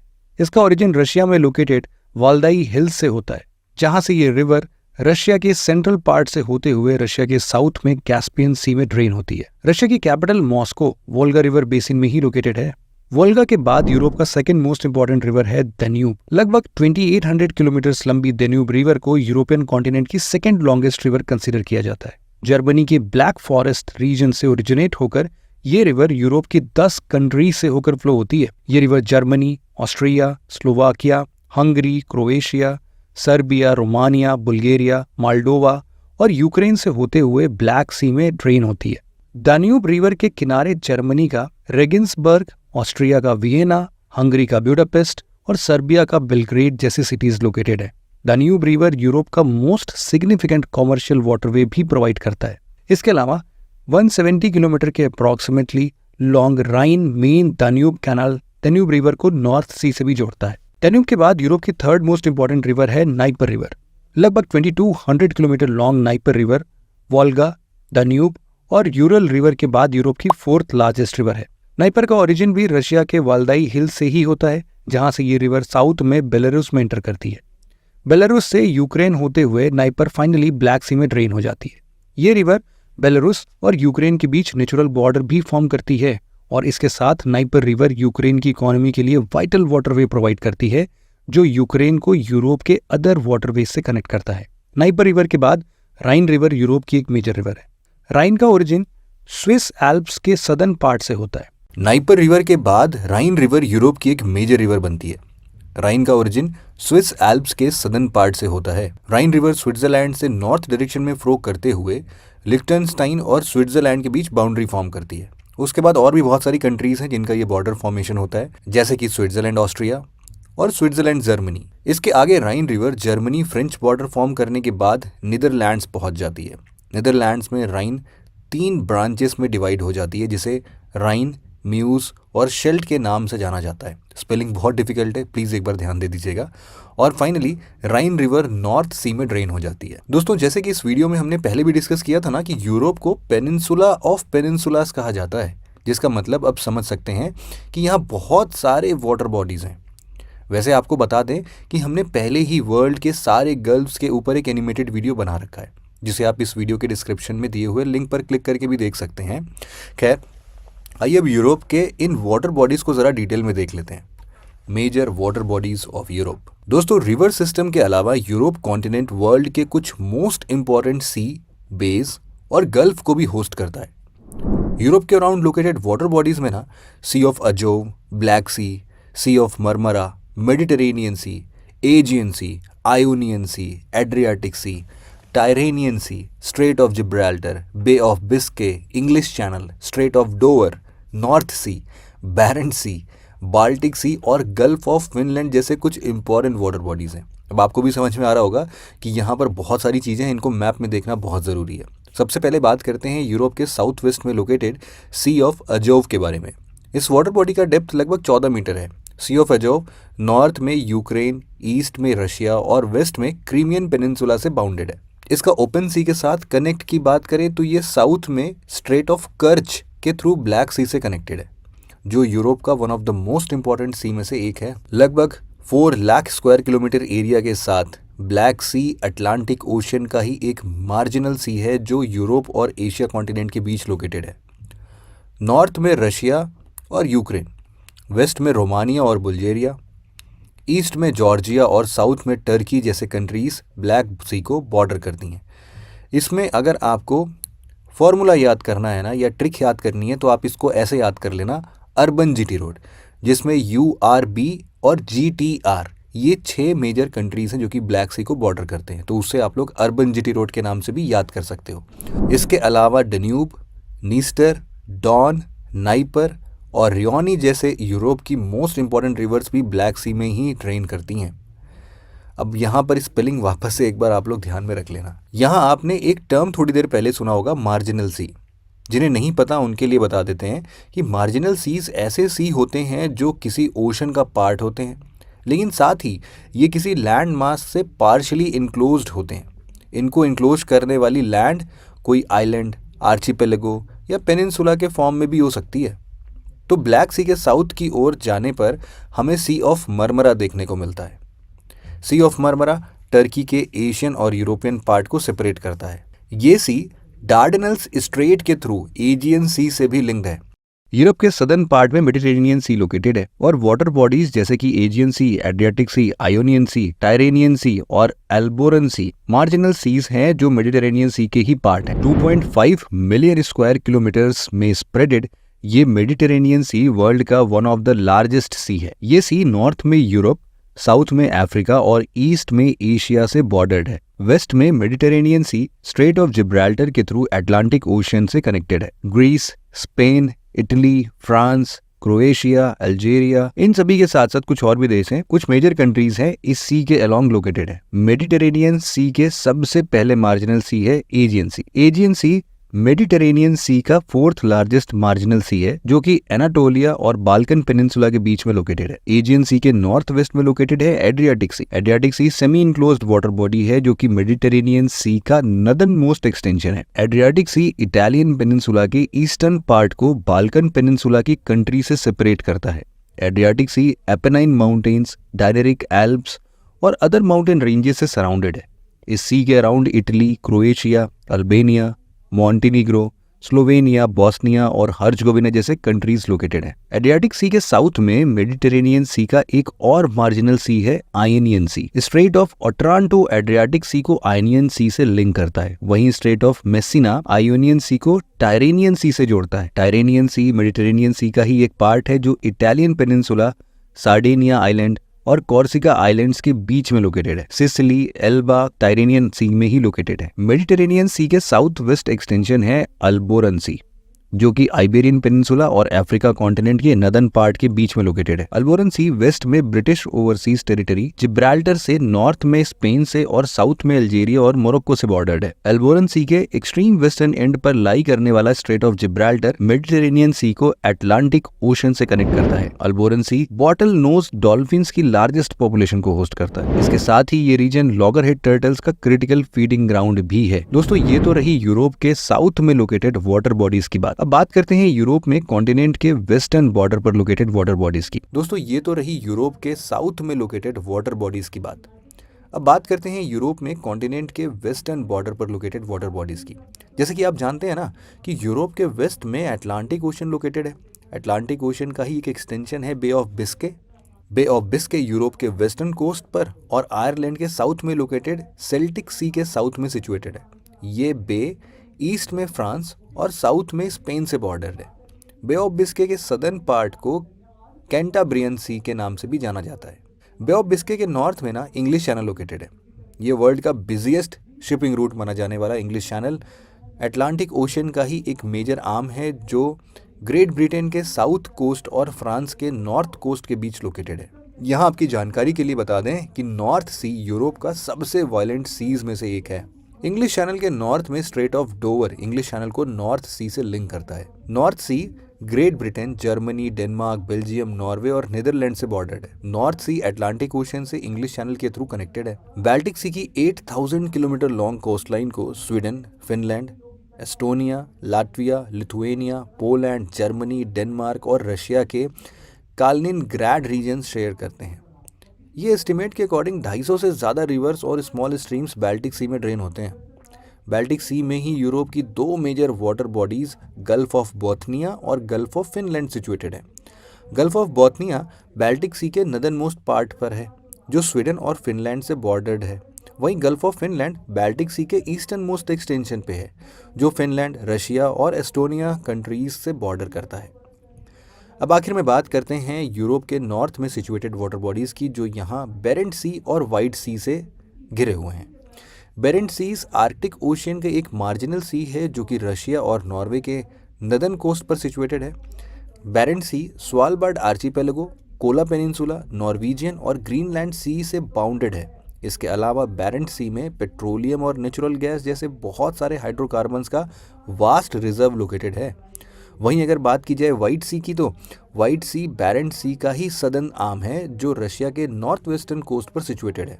गोरलो स्ट्रेट इसे बेरेंट सी से लिंक करती है, वहीं वाइट सी कैनाल इसे बाल्टिक सी से जोड़ देती है। दोस्तों, अब तक तो आपको पता चल ही गया होगा कि यूरोप की ज्योग्राफी बहुत कॉम्प्लेक्स और डाइवर्सिफाइड है, और इस वजह से इसका जियोपॉलिटिकल सिग्निफिकेंस भी काफ़ी ज़्यादा है। अमेरिका, अफ्रीका, यूरोप के भ्रमण के बाद अब हम पहुंच चुके हैं वर्ल्ड के उस जगह पर जहां से ह्यूमन सिविलाइजेशन की शुरुआत हुई।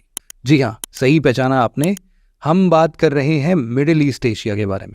हिस्टोरिकली मिडिल ईस्ट टर्म जो है ये 19th सेंचुरी में ओरिजिनेट हुआ था, जिसे यूरोपियन पावर्स द्वारा कॉइन किया गया था। असल में मिडिल ईस्ट टर्म का यूज यूरोपियंस द्वारा यूरोप और साउथ एशिया के बीच के रीजन को as a transition zone refer करने के लिए किया गया था। खैर, मिडिल ईस्ट एक बहुत डाइवर्स और जियोपॉलिटिकली सेंसिटिव रीजन है, जो अफ्रीका, एशिया और यूरोप के बीच का एक ब्रिज की तरह सर्व करने के अलावा वर्ल्ड के सबसे ज्यादा इंपॉर्टेंट ट्रेड रूट्स को भी होस्ट करता है। साउथ वेस्ट एशिया और नॉर्थ अफ्रीका तक फैले इस रीजन में Saudi Arabia, Iran, Turkey, Egypt, Israel, Iraq जैसे कई जियोपॉलिटिकल इंपॉर्टेंट कंट्रीज लोकेटेड है। अर्ली ह्यूमन सोसाइटी की डेवलपमेंट में इस रीजन के बहुत बड़े रोल होने की वजह से इसे क्रैडल ऑफ सिविलाइजेशन भी कहा जाता है। मिडिल ईस्ट रीजन इस्लाम, जुडाइज्म, क्रिश्चियनिटी एटसेट्रा जैसे वर्ल्ड के मेजर अब्राहमिक रिलीजियंस का बर्थ प्लेस है और इसी वजह से ये रीजन लाखों करोड़ों लोगों के लिए रिलीजियस रीजंस के पर्सपेक्टिव से भी इंपॉर्टेंट है। इस रिलीजियस डाइवर्सिटी से पनपे कन्फ्लिक्ट्स ने इस रीजन की हिस्ट्री को शेप दिया है। आज वर्ल्ड के मेजर एथनिक और रिलीजियस कॉन्फ्लिक्ट्स जैसे इजराइल पैलेस्टीन कॉन्फ्लिक्ट, शिया सुन्नी कॉन्फ्लिक्ट्स, इस तरीके के ऐसे कई सारे और भी कॉन्फ्लिक्ट्स इस रीजन के रिलीजियस सिग्निफिकेंस की वजह से ही शुरू हुए हैं, जिन्हें हम आगे इसी वीडियो में देखेंगे। रिलीजियस सिग्निफिकेंस के साथ साथ इस रीजन का हिस्टोरिकल सिग्निफिकेंस भी काफी ज्यादा है। उदाहरण के लिए मेसोपोटामिया, इजिप्ट और पर्शिया जैसे एंशिएंट सिविलाइजेशन का जन्म भी इसी रीजन में हुआ। रिलीजियस और हिस्टोरिकल सिग्निफिकेंस के अलावा मिडिल ईस्ट को इसके rich cultures, heritage, language, tradition, art and architecture के लिए भी जाना जाता है। इस रीजन में वेरियस रिलीजन्स के साथ साथ अरब, पर्शियंस, टर्किश और कुर्द जैसे एथनिक ग्रुप्स को एग्जिस्ट करते हैं, जिससे ये रीजन एथनिक वायलेंस और कॉन्फ्लिक्ट का हॉटस्पॉट बनता जाता है। इसके अलावा यहां के rich oil reserves, territorial disputes और पावर स्ट्रगल की वजह से इजराइल, टर्की, इजिप्ट, सऊदी अरब, ईरान जैसे कंट्रीज यहां के रीजनल कॉन्फ्लिक्ट्स में हमेशा उलझे रहते हैं। रिसेंट ईयर्स में इजराइल पैलेस्टीन वॉर, आईएसआईएस का rise, Syrian civil war, Yemen civil war, ऐसी तमाम क्राइसिस ने इस रीजन को इंटरनेशनल जियोपॉलिटिक्स का फोकल पॉइंट बना दिया है। दोस्तों, हमारा आज का डिस्कशन इसी मिडिल ईस्ट के ऊपर ही है। इस वीडियो में हम मिडिल ईस्ट की एक ब्रीफ हिस्ट्री, इसकी ज्योग्राफी और कंटेम्प्रेरी वर्ल्ड में इसके जियोपॉलिटिकल इंपॉर्टेंस को समझेंगे और इंडिया के साथ इसके रिलेशंस को भी ब्रीफली एड्रेस करने की कोशिश करेंगे। तो शुरुआत करते हैं मिडिल ईस्ट की हिस्ट्री से। दोस्तों, जैसा कि हमने पहले भी बताया कि मिडिल ईस्ट को सभ्यताओं का पलना यानी क्रैडल ऑफ सिविलाइजेशन कहा जाता है, क्योंकि यहां से वर्ल्ड की अर्लीस्ट कॉम्प्लेक्स सोसाइटीज इमर्ज हुई है। एंशिएंट टाइम में इराक की टिग्रिस यूफ्रेट रिवर वैली में ओरिजिनेट हुई थी मेसोपोटामिया सिविलाइजेशन और इसी सिविलाइजेशन से सुमेरियंस, अक्काडियंस और बेबीलोनियंस का भी राइज हुआ। और यहां पर इजिप्ट की नील रिवर वैली ही है जिसने एंशिएंट इजिप्शियन सिविलाइजेशन को भी जन्म दिया। बाद में इन सिविलाइजेशंस में एग्रीकल्चर, लॉ, आर्किटेक्चर जैसे कई सारे फील्ड्स में सिग्निफिकेंट डेवलपमेंट देखा गया। ऐसा कहा जाता है कि बेबीलोनियंस ने बेबीलोन में फेमस हैंगिंग गार्डन भी यहीं बिल्ड किया था। इसके बाद इस रीजन में ईरान का पर्शियन एम्पायर का उदय हुआ, जिसमें साइरस द ग्रेट ने 6th सेंचुरी बीसी में कैमनिड एम्पायर को बिल्ड किया, जो Asia minor, Egypt, middle east से लेकर इंडस वैली तक फैला हुआ था। इनके सक्सेसर पार्थियंस और सैसनिड्स ने पर्शियन इन्फ्लुएंस को इस रीजन में कंटिन्यू किया। 7th सेंचुरी में अरेबियन पेनिनसुला में हमारे प्रोफेट मोहम्मद की टीचिंग से इस्लाम का उदय हुआ। राशिदुन और उमैयद कैलिफेट्स के अंदर इस्लाम इस पूरे रीजन में तेजी से फैला। इस्लाम के थ्रू यहाँ के वेरियस अरेबियन ट्राइब्स यूनाइट हुए और उन्होंने स्पेन से लेके पर्शिया तक की टेरिटरी को कॉन्कर कर लिया। उमैयद डायनेस्टी को 750 एडी में एबसिड डायनेस्टी ने ओवरटेक किया और उन्होंने अपनी कैपिटल बगदाद में स्टैब्लिश की। एबसिड डायनेस्टी ने हाउस ऑफ विजडम जैसे इंस्टीट्यूट के थ्रू एंशिएंट वर्ल्ड के नॉलेज को प्रिजर्व किया और एडवांस करने में एक क्रूशियल रोल प्ले किया। मिडिवल एरा, मिडिल एजेस में यानी 11th से 13th सेंचुरी के बीच यूरोपियन, क्रिश्चियंस और मुस्लिम के बीच कई सारे वॉर्स हुए, जिसे हिस्ट्री में क्रूसेड्स के नाम से जाना जाता है। इन वॉर्स ने इस रीजन की ज्योग्राफिकल बाउंड्रीज को शेप देने में एक अहम भूमिका निभाई थी। यहाँ की होली लैंड्स को मुस्लिम रूल से रिकैप्चर करने के लिए हुए इन वॉर्स ने जेरूसलम को इन मिडिल ईस्ट का फोकल पॉइंट बना दिया, जो कि इस्लाम, क्रिश्चियनिटी और जुडाइज्म इन तीनों रिलीजियंस का होली प्लेस है। 13th सेंचुरी के एंड आते आते मिडिल ईस्ट में ऑटोमन एम्पायर का राइज हुआ। इस एम्पायर ने 1400 एडी से फर्स्ट वॉर तक इस रीजन को डोमिनेट किया। ऑटोमन एम्पायर ने अपनी टेरिटरी को नॉर्थ अफ्रीका से मिडिल ईस्ट और यूरोप के कुछ पार्ट्स तक स्प्रेड किया और करीब 600 सालों तक रूल किया। इस एम्पायर को इसके कल्चरल अचीवमेंट्स के लिए जाना जाता है, लेकिन 19th सेंचुरी में इसके डिक्लाइन से यूरोपियन पावर्स इस रीजन को इन्फ्लुएंस करने लगे और ऐसा करते हुए इवेंचुअली मिडिल ईस्ट के कुछ पार्ट्स को अपना कॉलोनी भी बना लिया। फिर आगे चलकर 19th सेंचुरी में ब्रिटिश और फ्रेंच ने मिडिल ईस्ट पर अपने कंट्रोल को एक्सटेंड किया। 1916 में ब्रिटिश और फ्रेंच ने साइक्स पाइकट एग्रीमेंट साइन किया। इस एग्रीमेंट का मकसद दोनों कंट्रीज द्वारा मिडिल ईस्ट में अपने इन्फ्लुएंस रीजन को सेपरेट करना था। फर्स्ट वर्ल्ड वॉर में इस ओटोमन एम्पायर की हार हुई और वो कोलैप्स हो गया। ओटोमन एम्पायर के डिसइंटीग्रेशन होने से मिडिल ईस्ट में न्यू नेशन स्टेट फॉर्म हुए। इसी दौरान 1917 के बैल्फोर डिक्लेरेशन में एक जेविश होमलैंड बनाने की बात कही गई। फिर वर्ल्ड वॉर 2 के एंड होने के बाद 1948 में इजराइल नेशन का एस्टैब्लिशमेंट हुआ, जिसे नेबरिंग अरब स्टेट्स के साथ साथ अरब इजराइल कॉन्फ्लिक्ट की शुरुआत हुई। और इसी टाइम पर इस रीजन में हुई ऑयल की डिस्कवरी ने इस अरेबियन पेनिनसुला को वर्ल्ड जियोपॉलिटिक्स का हॉटस्पॉट बना दिया। और उसी समय से चले आ रहे पॉलिटिकल इंस्टेबिलिटी, रिलीजियस टेंशंस और कॉन्फ्लिक्ट से मिडिल ईस्ट आज तक बाहर नहीं निकल पाया है। 1979 में ईरानियन रिवॉल्यूशन, 1919 में और अर्ली 2000 का गल्फ वॉर, ऐसे कई सारे वॉर्स इस रीजन पर कंसिडरेबल इंपैक्ट डालते हैं। इसके साथ साथ ईरान इराक वॉर, 1967 की अरब इजराइल के बीच हुए 6 डे वॉर और 2010-11 की अरब स्प्रिंग अपराइजिंग ने यहां मेजर पॉलिटिकल चेंजेस किए हैं। और इस अपराइजिंग ने यहां की कंट्रीज में इंस्टेबिलिटी और सिविल वॉर्स को भी जन्म दिया, जो आज तक जारी है। दोस्तों, मिडिल ईस्ट की सिर्फ हिस्ट्री ही ड्रामेटिक नहीं है, बल्कि यहां की ज्योग्राफिकल फीचर्स भी कम ड्रामेटिक नहीं है। जी हां, यहां के ज्योग्राफिकल फीचर्स भी इस रीजन की जियोपॉलिटिकल सिग्निफिकेंस को और अहम बनाते हैं। कैसे? आइए देखते हैं। मिडिल ईस्ट की वेस्टर्न और नॉर्थ वेस्टर्न बाउंड्री की बात करें तो यहां पर आप देखो, ये ईस्टर्न मेडिटेरेनियन से लगी हुई है और यही इसको यूरोप से अलग करती है। साथ ही मिडिल ईस्ट के साउथ वेस्ट में अगर आप देखोगे तो ये रेड सी यहां पर आपको मिलेगा। मिडिल ईस्ट के नॉर्थ में कैस्पियन सी सिचुएटेड है और इसके नदर्न बाउंड्री यूरोपियन स्टेपी तक जाती है, जो इसे साउथ कॉकेशियन कंट्रीज जैसे कि अर्मेनिया, अजरबैजान और जॉर्जिया एटसेट्रा से अलग करती है। मिडिल ईस्ट की अगर ईस्टर्न साइड की बात करें तो ये पूरा बाउंडेड है साउथ एशिया से। साउथ एशिया में कभी कभी हम लोग अफगानिस्तान और पाकिस्तान को भी कंसिडर कर लेते हैं। क्यों? क्योंकि देखो, इनके कल्चरल और हिस्टोरिकल टाइज सिमिलर ही हैं और साउथ ईस्ट में पर्शियन गल्फ इसकी बाउंड्री फॉर्म करता है। वही साउथ में मिडिल ईस्ट का एक्सटेंशन नॉर्थ अफ्रीका और इजिप्ट तक माना जाता है।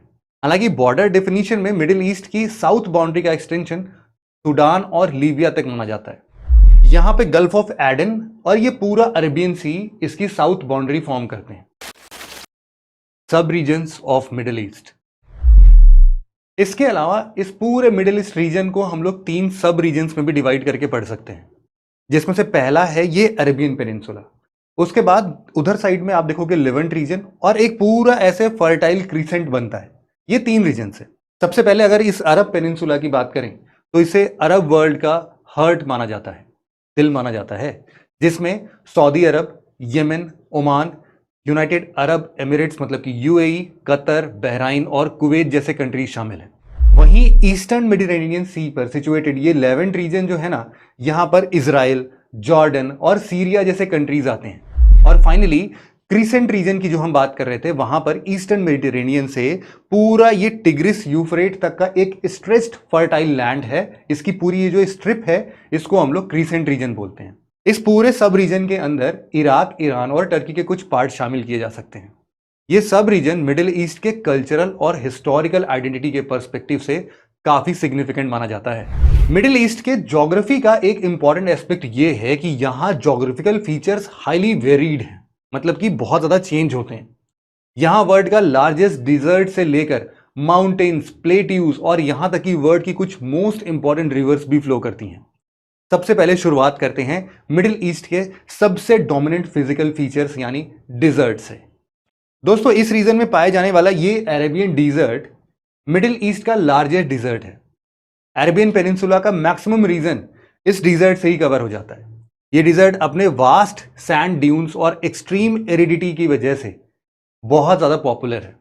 अरेबियन डिजर्ट्स के अंदर ही रुबल खाली डिजर्ट भी आता है, जिसे इम्प्टी क्वार्टर के नाम से भी जाना जाता है, और ये वर्ल्ड का one of the largest sand desert है।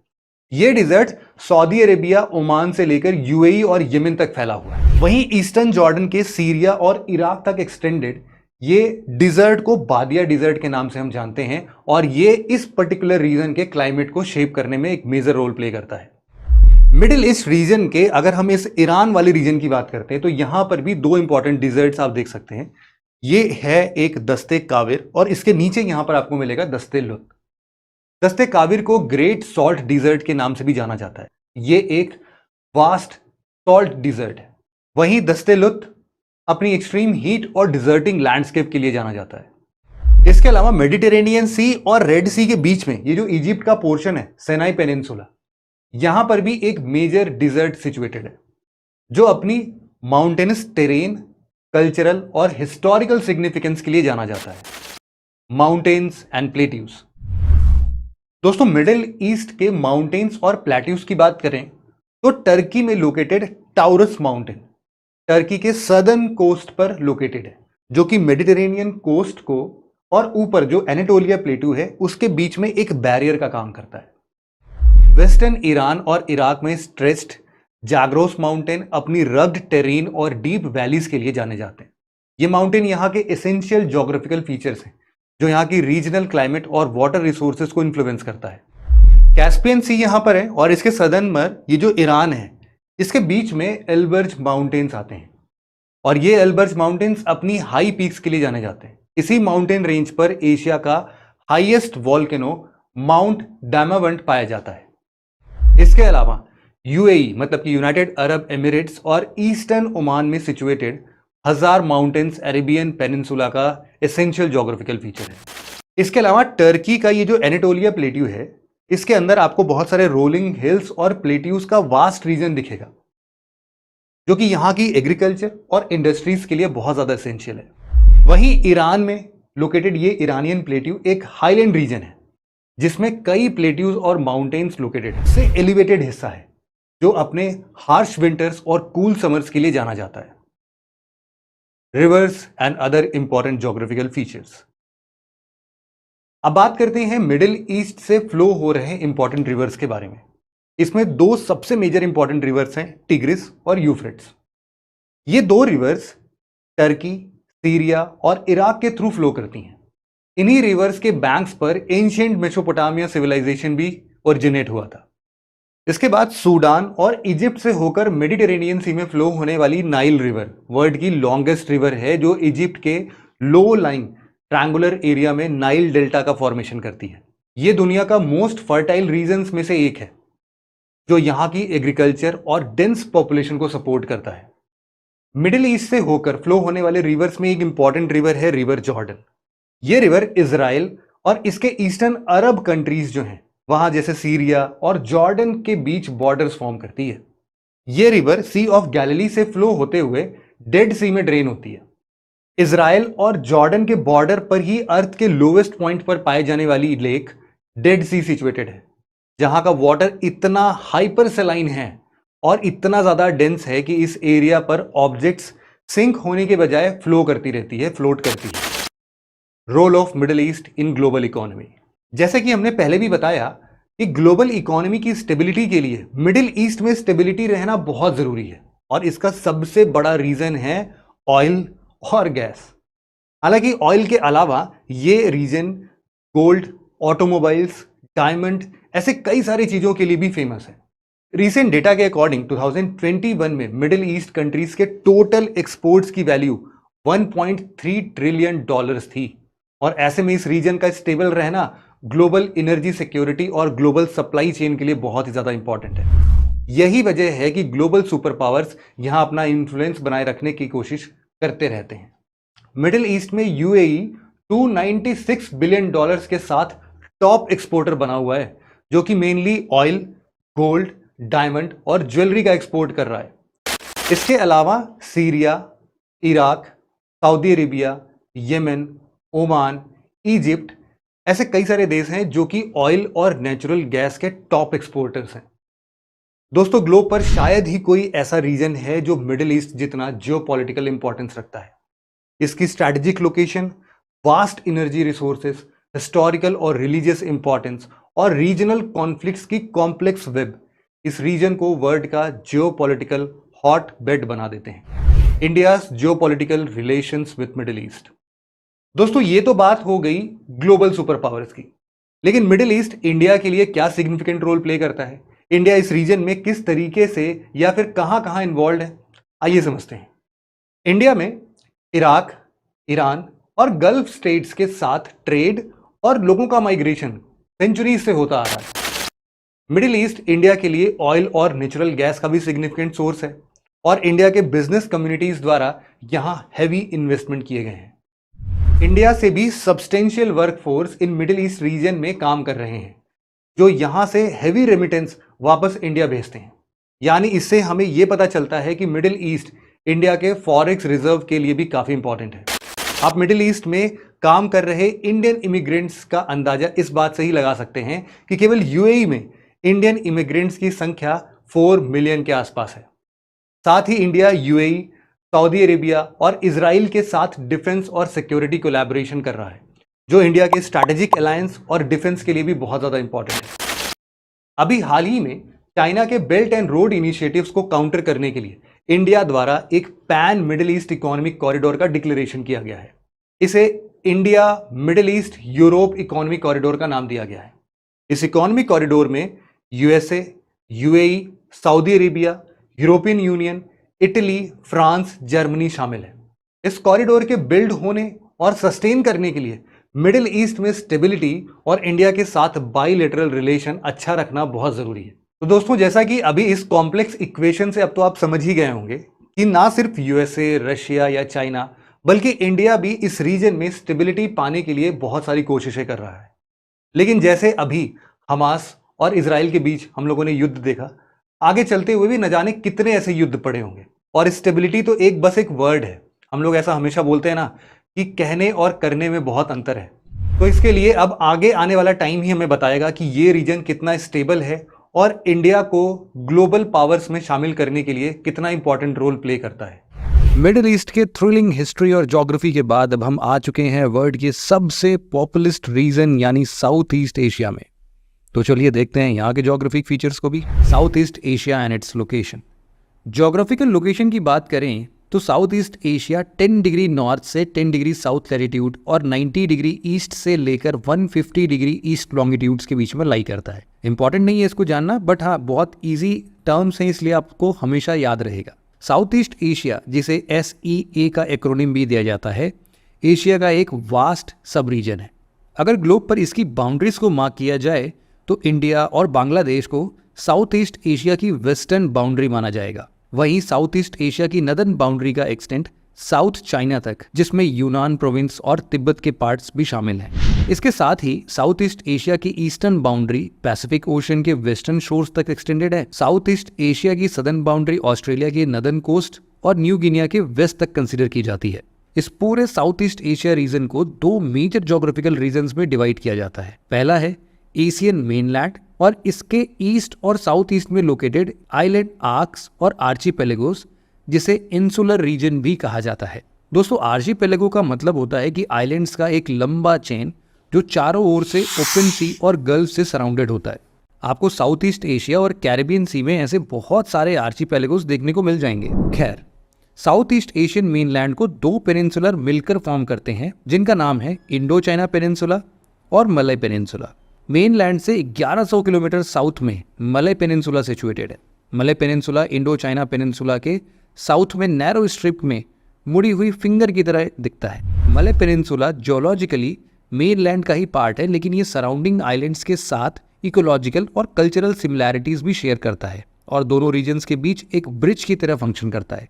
साउथ ईस्ट एशियन मेनलैंड में लोकेटेड कंट्रीज की बात करें तो इसमें Cambodia, Laos, Myanmar, Thailand, Vietnam और मलय पेनिनसुला के सदर्न टिप पर situated small city state Singapore शामिल है। इस मेन लैंड पर इंडिया और चाइना का बहुत स्ट्रॉन्ग सोशो कल्चरल इन्फ्लुएंस होने की वजह से इसे इंडो चाइना पेनिनसुला भी कहा जाता है। इस रीजन में सिचुएटेड वर्ल्ड की 4th मोस्ट पॉपुलस कंट्री यानी मलेशिया साउथ ईस्ट एशिया की मेनलैंड और इंसुलर दोनों रीजन्स में फैला हुआ है। ये कंट्री मलय पेनिनसुला से लेकर ईस्ट में बोर्नियो आइलैंड तक स्ट्रेच्ड है। साउथ ईस्ट एशिया के इंसुलर रीजन यानी आइलैंड्स वाले एरिया की बात करें तो इसमें ब्रूनेई, इंडोनेशिया, सिंगापुर और फिलीपींस शामिल है।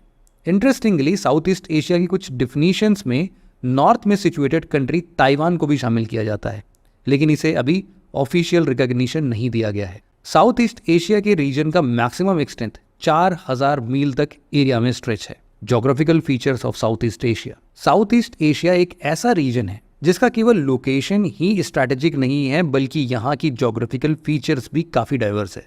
यहाँ के ज्योग्राफिकल फीचर्स की बात करें तो म्यांमार और चाइना के बॉर्डर पर situated Mount Hkakabo mainland South East Asia का हाईएस्ट पीक है और ये नदर्न म्यांमार के कचिन प्रोविंस में लोकेटेड है। जैसा कि हमने पहले भी बताया कि south East Asia mainly islands और पेनिनसुलर का रीजन है, जिसका मतलब है कि यहाँ के ज़्यादातर कंट्रीज सी फेसिंग हैं। लेकिन आपको हम बता दें कि लाओस यहाँ का एकमात्र लैंड लॉक्ड कंट्री है। ये कंट्री मेन लैंड पेनिनसुला में लोकेटेड है और ये चाइना, वियतनाम, म्यांमार, थाईलैंड और कंबोडिया के साथ अपना बॉर्डर शेयर करता है। साउथ ईस्ट एशियन नेशन की यूनिक ज्योग्राफी और लोकेशन होने की वजह से यहाँ के इश्यूज और इंटरेस्ट भी यूनिक हैं। इन्हीं इंटरेस्ट को प्रोटेक्ट करने के लिए यहाँ के कंट्रीज़ को मिलाकर एक major global multinational association form किया गया है, जिसे आसियान यानी Association of South East Asian nation कहा जाता है। 1967 में इंडोनेशिया के कैपिटल जकार्ता में इस एसोसिएशन को बनाया गया था, जिसमें साउथ ईस्ट एशिया की 11 कंट्रीज़ ने पार्टिसिपेट किया था। साउथ ईस्ट एशिया के मेन लैंड में रिलीजन की बात करें तो बुद्धिज़्म यहाँ का डोमिनेंट रिलीजन है। बुद्धिज़्म के बाद यहाँ इस्लाम और क्रिश्चियनिटी फॉलो किया जाता है। वहीं इंसुलर रीजन में इस्लाम और क्रिश्चियनिटी दो मेजर रिलीजन्स हैं। एंशिएंट टाइम में यहाँ हिंदुइज्म का स्प्रेड देखने को मिलता था, लेकिन अब ये रिलीजन इंडोनेशिया के बाली आइलैंड तक ही लिमिटेड रह गया है। ज्योग्राफिकल फीचर्स के बाद अब हम यहाँ के जियोलॉजिकल फैक्टर्स की बात करते हैं, जिसकी वजह से इस रीजन के डिफरेंट ज्योग्राफिकल फीचर्स जैसे कि आइलैंड, माउंटेन्स, वॉल्केनोज एटसेट्रा का फॉर्मेशन हुआ। Physical geology of South East Asia. South East Asia की फिजियोग्राफी का फॉर्मेशन 3 मेजर टेक्टोनिक प्लेट से कन्वर्जेंस से हुआ है: Eurasian plate, Indo Australian plate और पैसिफिक प्लेट। और यही तीनों प्लेट्स का कन्वर्जेंस इस पूरे रीजन में फिजियोलॉजिकल फीचर्स के लिए रिस्पॉन्सिबल है। और यही रीज़न है कि यहाँ के ज़्यादातर रीजन्स माउंटेनियस है। माउंटेन्स के बाद आइलैंड्स, सीज और स्ट्रेट्स यहाँ का दूसरा मेजर जियोलॉजिकल फीचर है। Islands, seas and straits of South East Asia. South East Asia के extensive archipelagos thousands of islands में डिस्ट्रीब्यूटेड है। ये आइलैंड्स इक्वेटोरियल और ट्रॉपिकल वाटर्स में हज़ारों की संख्या में स्कैटर्ड है। इस रीजन के मेजर आइलैंड्स ग्रुप में मलय आर्चिपेलागो, फिलिपिन आर्चिपेलागो और इंडोनेशियन आर्चिपेलागो शामिल है। मलय आर्चिपेलागो को नौसंतरा के नाम से भी जाना जाता है, जिसमें मलय पेनिनसुला, सुमात्रा, जावा, बाली, बोर्नियो और काउंटलेस स्मॉलर आइलैंड्स शामिल हैं। वहीं फिलिपिन आर्चिपेलागो यहाँ का दूसरा प्रोमिनेंट आइलैंड है, जिसमें 7000 से भी ज़्यादा आइलैंड्स शामिल हैं। फिलीपींस अपनी स्टनिंग लैंडस्केप, रिच बायोडाइवर्सिटी और सब्सटेंशियल जियोपॉलिटिकल इन्फ्लुएंस के लिए जाना जाता है। और इसी जियोपॉलिटिकल इन्फ्लुएंस की वजह से ये पैसिफिक ओशन में यूएस का परमानेंट नेवल बेस हुआ करता था और अभी भी यूएस फोर्सेस को होस्ट करता है। साउथ ईस्ट में सिचुएटेड तीसरा आर्चिपेलागो इंडोनेशियन आर्चिपेलागो है, जो एशिया का ही नहीं बल्कि पूरे वर्ल्ड का लार्जेस्ट आर्चिपेलागो है, जिसमें 17,000 से भी ज़्यादा आइलैंड शामिल हैं। इंडोनेशिया की मैरीटाइम टेरिटरी काफ़ी वास्ट है, जो वेस्ट में सुमात्रा आइलैंड से लेकर ईस्ट में पेपुआ आइलैंड तक स्प्रेडेड है। ये आर्चिपेलागो ज्योग्राफिक मार्वल होने के साथ ही ट्रेड और कॉमर्स का भी स्ट्रेटेजिक क्रॉसरोड है, क्योंकि यहाँ से बहुत से इंपॉर्टेंट इंटरनेशनल ट्रेड्स सी लेन्स पास होते हैं। वहीं अगर बात करें साउथ ईस्ट एशिया में सिचुएटेड वाटर बॉडीज़ की, तो यहाँ के सीज रीजनल और ग्लोबल ट्रेड के लिए काफ़ी क्रिटिकल माने जाते हैं। China, Vietnam, Philippines, Malaysia, Brunei और इंडोनेशिया से सराउंडेड साउथ चाइना सी वर्ल्ड का मेजर मैरीटाइम थॉरोफेयर है। लेकिन फिलहाल चाइना के अग्रेसिव मैरीटाइम क्लेम्स और बढ़ते मैरीटाइम डिस्प्यूट्स की वजह से ये सी मेजर पावर्स जैसे चाइना, यूएस, रशिया और इंडिया के बीच पावर प्रोजेक्शन का एक फ्लैश पॉइंट बना हुआ है। ये maritime disputes mainly South China Sea में सिचुएटेड स्पार्सली आइलैंड और पैरासेल आइलैंड्स के ऊपर क्लेम्स को लेकर है। जावा और बोर्नियो के बीच सिचुएटेड जावा सी साउथ ईस्ट एशिया की एक और सिग्निफिकेंट वाटर बॉडी है। जावा सी इंडियन ओशन को साउथ चाइना सी से कनेक्ट करता है। इसके अलावा फिलीपींस, मलेशिया और इंडोनेशिया से सराउंडेड सेलेब्स सी अपने रिच मैरीन बायोडाइवर्सिटी के लिए जाना जाता है। सेलेब्स सी पैसिफिक और इंडियन ओशन के बीच गेटवे की तरह काम करता है, जो ग्लोबल मैरीटाइम अफेयर्स में इस रीजन की इंपॉर्टेंस को बढ़ाता है। फिलीपींस और मलेशिया के बीच सिचुएटेड है सुलू सी, जो इस रीजन की रीजनल कनेक्टिविटी में क्रूशियल रोल प्ले करता है। दोस्तों, सीज और आइलैंड्स के अलावा ये रीजन अपने इनॉर्मसली इंपॉर्टेंट स्ट्रेट्स के लिए भी काफ़ी फेमस है। ये स्ट्रेट्स इंटरनेशनल शिपिंग के लिए वाइटल है। स्ट्रेट्स को आसान भाषा में समझें तो ये कुछ और नहीं बल्कि दो लैंडमास को सेपरेट करने वाली एक नैरो वाटर बॉडी है, या फिर हम यूँ बोल सकते हैं कि दो बड़े वाटर बॉडी को एक narrow passage of water body अगर कनेक्ट करती है तो हम उसको स्ट्रेट्स का नाम देते हैं। स्ट्रेट्स में बहुत सारे एग्जाम्पल, यहाँ पर सबसे अच्छा एग्जाम्पल है स्ट्रेट ऑफ मलक्का। तो साउथ ईस्ट एशिया की सबसे इंपॉर्टेंट स्ट्रेट यही है, straight of Malacca. Straight of Malacca जो मलय पेनिनसुला और सुमात्रा आइलैंड के बीच लोकेटेड वर्ल्ड का बिजिएस्ट मैरीटाइम पैसेज है। ये स्ट्रेट इंडियन ओशन और साउथ चाइना सी के बीच गुड्स और एनर्जी रिसोर्सेज के मूवमेंट के लिए क्रिटिकल रूट है। यही वजह है कि इंडिया अपना प्रेजेंस इस रीजन में तेजी से बढ़ा रहा है, ताकि कॉन्फ्लिक्ट के समय इंडिया इसे चोक पॉइंट की तरह चाइना के अगेंस्ट यूज कर सके। इसके अलावा जावा सी और इंडियन ओशन को कनेक्ट करने वाला सुंडा स्ट्रेट इस रीजन का दूसरा वाइटल मैरीटाइम रूट है। सुंडा स्ट्रेट जावा और सुमात्रा आइलैंड के बीच लोकेटेड है और ये स्ट्रेट रीजनल और ग्लोबल ट्रेड्स में एक स्ट्रैटेजिक रोल प्ले करते हैं। इन सब के अलावा ऐसे बहुत सारे मेजर वाटर बॉडीज इस रीजन में सिचुएटेड है। फॉर एग्जाम्पल, निकोबार आइलैंड और सुमात्रा आइलैंड को अलग करने वाला ग्रेट चैनल, बोर्नियो और सेलेब्स आइलैंड को सेपरेट करने वाला Makassar Strait, Indonesia, East Timor, New Guinea island और ऑस्ट्रेलिया के बीच लोकेटेड अराफुरा सी कुछ इंपॉर्टेंट वाटर बॉडीज हैं। यहाँ पर ध्यान देने वाली बात यह है कि पूरी South East Asian regions tropics में लाई करते हैं। हालांकि नॉर्थ म्यांमार का कुछ पार्ट ट्रॉपिक ऑफ कैंसर के नॉर्थ में एक्सटेंड करता है, बट ओवरऑल हम इसको ट्रॉपिकल रीजन में ही कंसिडर करते हैं। तो ये तो बात हो गई साउथ ईस्ट एशिया के इंपॉर्टेंट आइलैंड्स और वाटर बॉडीज की। आइए अब हम इस रीजन के कुछ इंपॉर्टेंट माउंटेन्स और प्लेट्यूज को भी देख लेते हैं। Mountains and plateaus of South East Asia. जैसा कि हमने पहले भी बताया कि साउथ ईस्ट एशिया का रीजन माउंटेनियस है और यहाँ कई सारे माउंटेन रेंजेस पाए जाते हैं। ये माउंटेन्स यहाँ की ज्योग्राफिकल और पॉलिटिकल बाउंड्रीज फॉर्म करते हैं, जिसे हम आगे देखेंगे। साउथ ईस्ट एशिया के नॉर्थ में सिचुएटेड इंडो चाइना पेनिनसुला के हाईलैंड्स इस रीजन को इंडिया और चाइना से सेपरेट करते हैं। मेनलैंड के साउथ और ईस्ट में 3 mountain ranges north to south direction में पैरेलली स्प्रेडेड है और ये यहाँ की कंट्रीज के बीच नेचुरल बैरियर्स फॉर्म करते हैं। इन 3 रेंजेस में पहला है वेस्टर्न म्यांमार में सिचुएटेड अराकान योमा रेंज।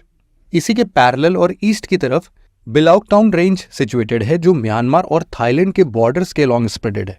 और इसके ईस्ट में अन्नम माउंटेन रेंज लोकेटेड है, जो लाओस और कंबोडिया को वियतनाम से सेपरेट करते हैं। मेनलैंड साउथ ईस्ट एशिया में ही शान प्लेट्यू सिचुएटेड है। ये प्लेट्यू ईस्टर्न म्यांमार में नॉर्थ टू साउथ की डायरेक्शन में 250 माइल्स तक की डिस्टेंस में स्प्रेडेड है और इसका एवरेज एलिवेशन लगभग 3000 फीट तक का है। मेन लैंड रीजन का ज़्यादातर हिस्सा इंडियन सब कॉन्टिनेंट और यूरेशियन प्लेट के कॉन्टिन्यूड कोलिजन से ही बना है, जो लगभग 50 मिलियन सालों से लेकर आज तक लगातार चल रहा है।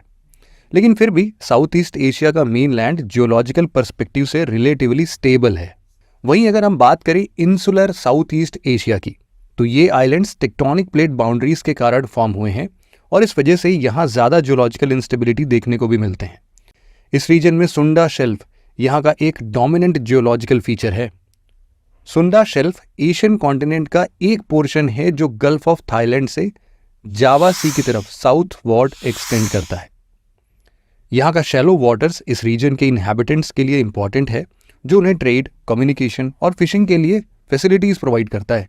यहाँ आपको एक बात बता दें कि साउथ ईस्ट एशिया के इंसुलर यानी आइलैंड रीजन के माउंटेन्स पैसिफिक ओशन में सिचुएटेड रिंग ऑफ फायर का ही पार्ट है। Ring of fire Pacific ocean में एक आर्क लाइक फॉर्मेशन है जो यहाँ लोकेटेड वॉल्केनिक और अर्थक्वेक प्रोन एरियाज को रिप्रेजेंट करता है।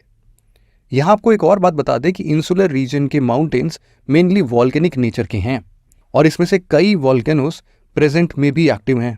इंडोनेशिया और फिलीपींस के कुछ आइलैंड्स इन वॉल्केनोस से बने क्रेटर्स को भी होस्ट करते हैं और ये क्रेटर्स टूरिस्ट के लिए एक इम्पॉर्टेंट अट्रैक्शन पॉइंट बन जाता है। वाटर बॉडीज और माउंटेन्स के बाद अब बात करते हैं साउथ ईस्ट एशिया के कुछ मेजर रिवर्स के बारे में। Reverse of South East Asia. दोस्तों, साउथ ईस्ट एशिया के रिवर्स इस रीजन की ज्योग्राफी, इकोलॉजी और कल्चरल हेरिटेज को शेप देने में क्रूशियल रोल प्ले करता है। इसके अलावा ये रिवर्स यहाँ के मिलियंस ऑफ पीपल के लाइवलीहुड के लिए भी काफ़ी क्रूशियल है। इस रीजन में फ्लो करने वाली Mekong river south East Asia की सबसे लॉन्गेस्ट और मोस्ट सिग्निफिकेंट रिवर है। आपको यहाँ पर यह बता देना बहुत ज़रूरी है कि यूपीएससी के प्रीलिम्स में मेकॉन्ग रिवर से कई बार सवाल ऑलरेडी पूछा भी जा चुका है। मेकॉन्ग रिवर का ओरिजिन टिबेटन प्लेट्यू में होता है और ये river China, Myanmar, Laos, Thailand, Cambodia और वियतनाम से फ्लो करती हुई साउथ चाइना सी में मर्ज हो जाती है। मेकॉन्ग रिवर से फॉर्म हुए डेल्टा बहुत ही फर्टाइल होते हैं और इसीलिए इस डेल्टाइक रीजन को rice bowl of South East Asia भी कहा जाता है। मेकॉन्ग रिवर इस रीजन के एग्रीकल्चर, ट्रांसपोर्टेशन, फिशरीज और लाइवलीहुड को सपोर्ट देने वाली एक इम्पॉर्टेंट लाइफलाइन है।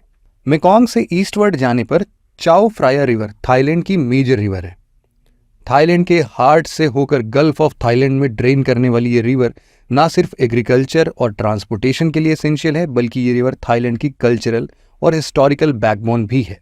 थाईलैंड की कैपिटल सिटी बैंकॉक इसी रिवर पर सिचुएटेड है, जिसकी आप लोगों ने कितनी बार फोटो में ये नज़ारा देखा होगा, शेर के मुंह से पानी गिरता रहता है। इन दो रिवर्स के अलावा इरावदी रिवर भी इस रीजन का एक इम्पॉर्टेंट रिवर है। इरावदी ने म्यांमार की हिस्ट्री और कल्चर में एक पिवटल रोल प्ले किया है। म्यांमार की एंशिएंट सिटी बगान भी इसी रिवर के बैंक पर सिचुएटेड थी। आपने एक पोएट का नाम सुना होगा, फेमस इंग्लिश पोएट हैं रडयार्ड किपलिंग। उन्होंने इस रिवर पर एक famous poem the road to Mandalay भी लिखा है, जो ग्लोबल लिटरेचर में काफ़ी फेमस है और शायद आप लोगों ने भी पढ़ा ही होगा। इसके साथ ही टिबेटन प्लेट्यू से ओरिजिनेट होकर चाइना, म्यांमार और थाईलैंड से फ्लो होने वाली साल्वीन रिवर इस रीजन की one of the least undamped river है।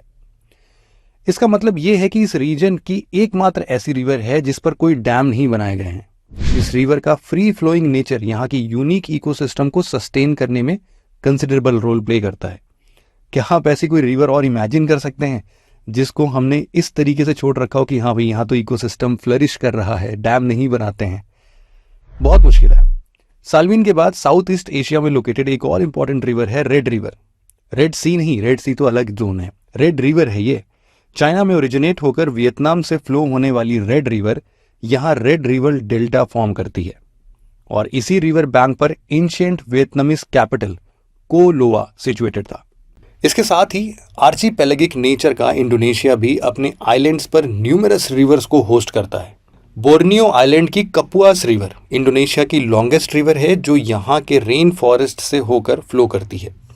इसके अलावा आपको एक और इम्पॉर्टेंट रिवर बस याद रखना है, सुमात्रा आइलैंड्स की मूसी रिवर।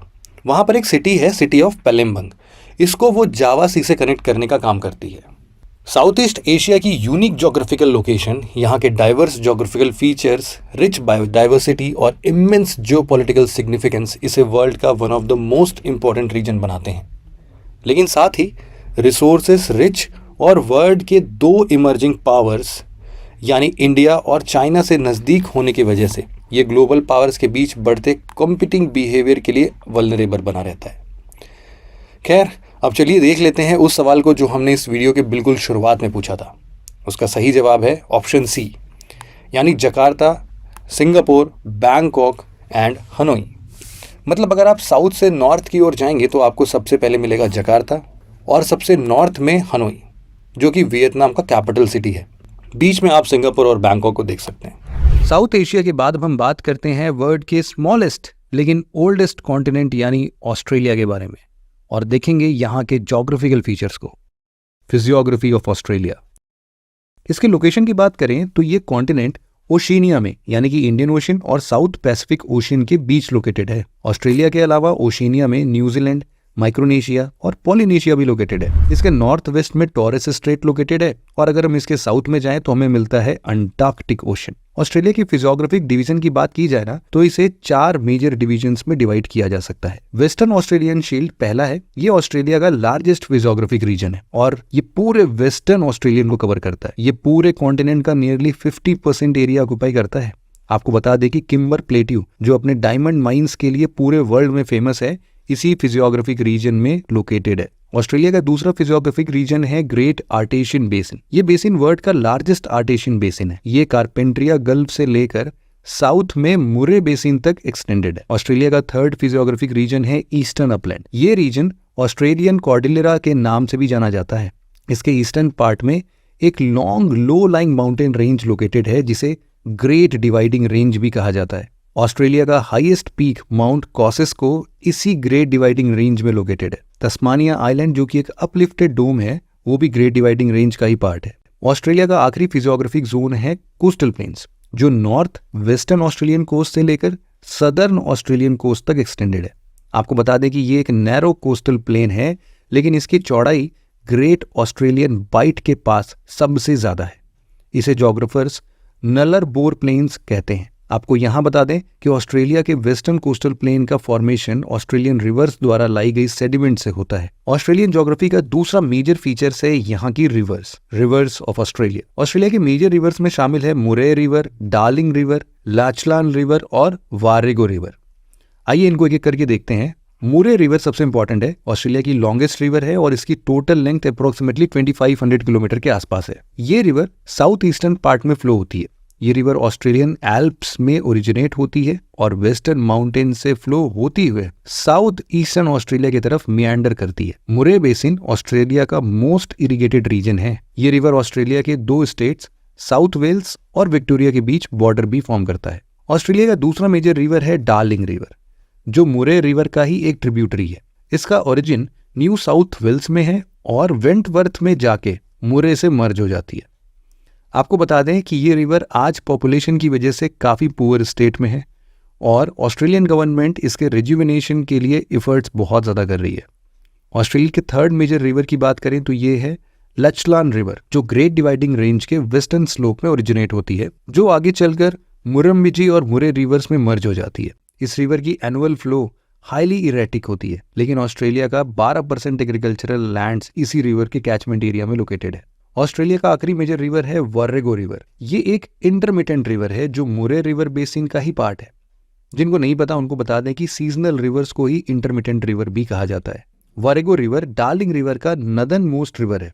ये एकमात्र ऐसी रिवर है जो कई सारे वाटर रिजर्वॉयर्स जैसे कि Dilala water hole, 10 mile water hole, Lower Lila dam, 6 mile dam से होकर पास होती है। रिवर्स के बाद अब हम देखते हैं ऑस्ट्रेलियन ज्योग्राफी के हिल्स और डिजर्ट के बारे में। Mountain ranges of Australia mountain ranges की बात करें तो यहाँ 3 मेजर रेंजेस हमें देखने हैं। पहला है ऑस्ट्रेलियन अल्प्स, दूसरा ब्रिंडाबेला रेंज और तीसरा ग्रेट डिवाइडिंग रेंज। सबसे पहले बात करते हैं ऑस्ट्रेलियन एल्प्स के बारे में। ये माउंटेन रेंज ऑस्ट्रेलिया की हाईएस्ट माउंटेन रेंज है जो साउथ ईस्ट ऑस्ट्रेलिया में लोकेटेड है। आपको बता दें कि Australian Alps great dividing range का ही पार्ट है। ऑस्ट्रेलियन एल्प्स के बाद ऑस्ट्रेलिया का दूसरा माउंटेन रेंज है ब्रिंडाबेला रेंज जो साउथ वेल्स में लोकेटेड है। ऑस्ट्रेलिया के इसी माउंटेन रेंज में ब्रिंडाबेला नेशनल पार्क लोकेटेड है जो पूरे वर्ल्ड में अपने रिच वाइल्ड लाइफ के लिए मशहूर है। ऑस्ट्रेलिया का तीसरा और आखिरी माउंटेन रेंज है ग्रेट डिवाइडिंग रेंज। ये रेंज ऑस्ट्रेलिया का लॉन्गेस्ट माउंटेन रेंज है जिसकी लंबाई 3500 किलोमीटर से भी ज्यादा है। ग्रेट डिवाइडिंग रेंज की चौड़ाई 150 किलोमीटर से लेकर 300 किलोमीटर के बीच में है। आपको बता दें कि ये रेंज कोई एक सिंगल माउंटेन रेंज नहीं है बल्कि ये complex mountain ranges, plateaus, upland areas और स्कार्पमेंट की लंबी सीरीज है। दोस्तों जैसे कि हमने पहले भी डिस्कस किया ना कि ऑस्ट्रेलिया माउंटेन रेंजेस रिवर्स के साथ साथ मेजर डिजर्ट्स के लिए भी जाना जाता है, तो आइए देख लेते हैं इसको भी। Deserts of Australia. बहुत कम लोगों को पता होगा कि ऑस्ट्रेलिया में एक बहुत बड़े टेरिटरी में काफी कम बारिश होती है। इतनी कम बारिश होती है कि ऑस्ट्रेलिया का लगभग 35% एरिया डिजर्ट के बराबर है और इसी रीजन में वर्ल्ड के वेल नोन डिजर्ट लोकेटेड है। इस पूरे एरिया को collectively the great Australian desert के नाम से जाना जाता है। ऑस्ट्रेलिया का सबसे बड़ा डिजर्ट है ग्रेट विक्टोरिया डिजर्ट। ये डिजर्ट ऑस्ट्रेलिया के साउथ वेस्ट में लोकेटेड है। इसके नॉर्थ में गिब्सन डिजर्ट लोकेटेड है जो ऑस्ट्रेलिया का एक मेजर डिजर्ट है। आपको बता दें कि कॉलोनियल पीरियड में ब्रिटिश गवर्नमेंट अपने एटॉमिक बॉम्ब्स इसी डिजर्ट में टेस्ट किया करते थे। ग्रेट विक्टोरिया डिजर्ट के बाद ऑस्ट्रेलिया का सेकेंड लार्जेस्ट डिजर्ट है द ग्रेट सैंडी डिजर्ट। ये डिजर्ट किम्बरली और पिलबिरा रीजन्स के बीच में लोकेटेड है। इस डिजर्ट के नॉर्थ में ट्रॉपिकल और जबकि साउथ में सब ट्रॉपिकल क्लाइमेट पाया जाता है। ग्रेट सैंडी डिजर्ट के बाद ऑस्ट्रेलिया का थर्ड लार्जेस्ट डिजर्ट है तनामी डिजर्ट। ये डिजर्ट नॉर्दर्न ऑस्ट्रेलिया में लोकेटेड है। इस डिजर्ट के टेरेन रॉकी हैं और यहाँ छोटे छोटे काफ़ी सारे हिल्स भी पाए जाते हैं। ये शायद ऑस्ट्रेलिया का मोस्ट इंपॉर्टेंट बायोजोग्राफिक रीजन भी है, क्योंकि ऑस्ट्रेलिया की इंडेंजर्ड और मोस्ट इंडेंजर्ड वेजिटेशन और वाइल्ड लाइफ स्पीशीज यहीं पाई जाती है। तो ये था एक ब्रीफ ओवरव्यू ऑस्ट्रेलिया और वर्ल्ड मैपिंग का। मिलते हैं आपसे एक और ऐसी ही इंटरेस्टिंग वीडियो के साथ, तब तक के लिए जय हिंद।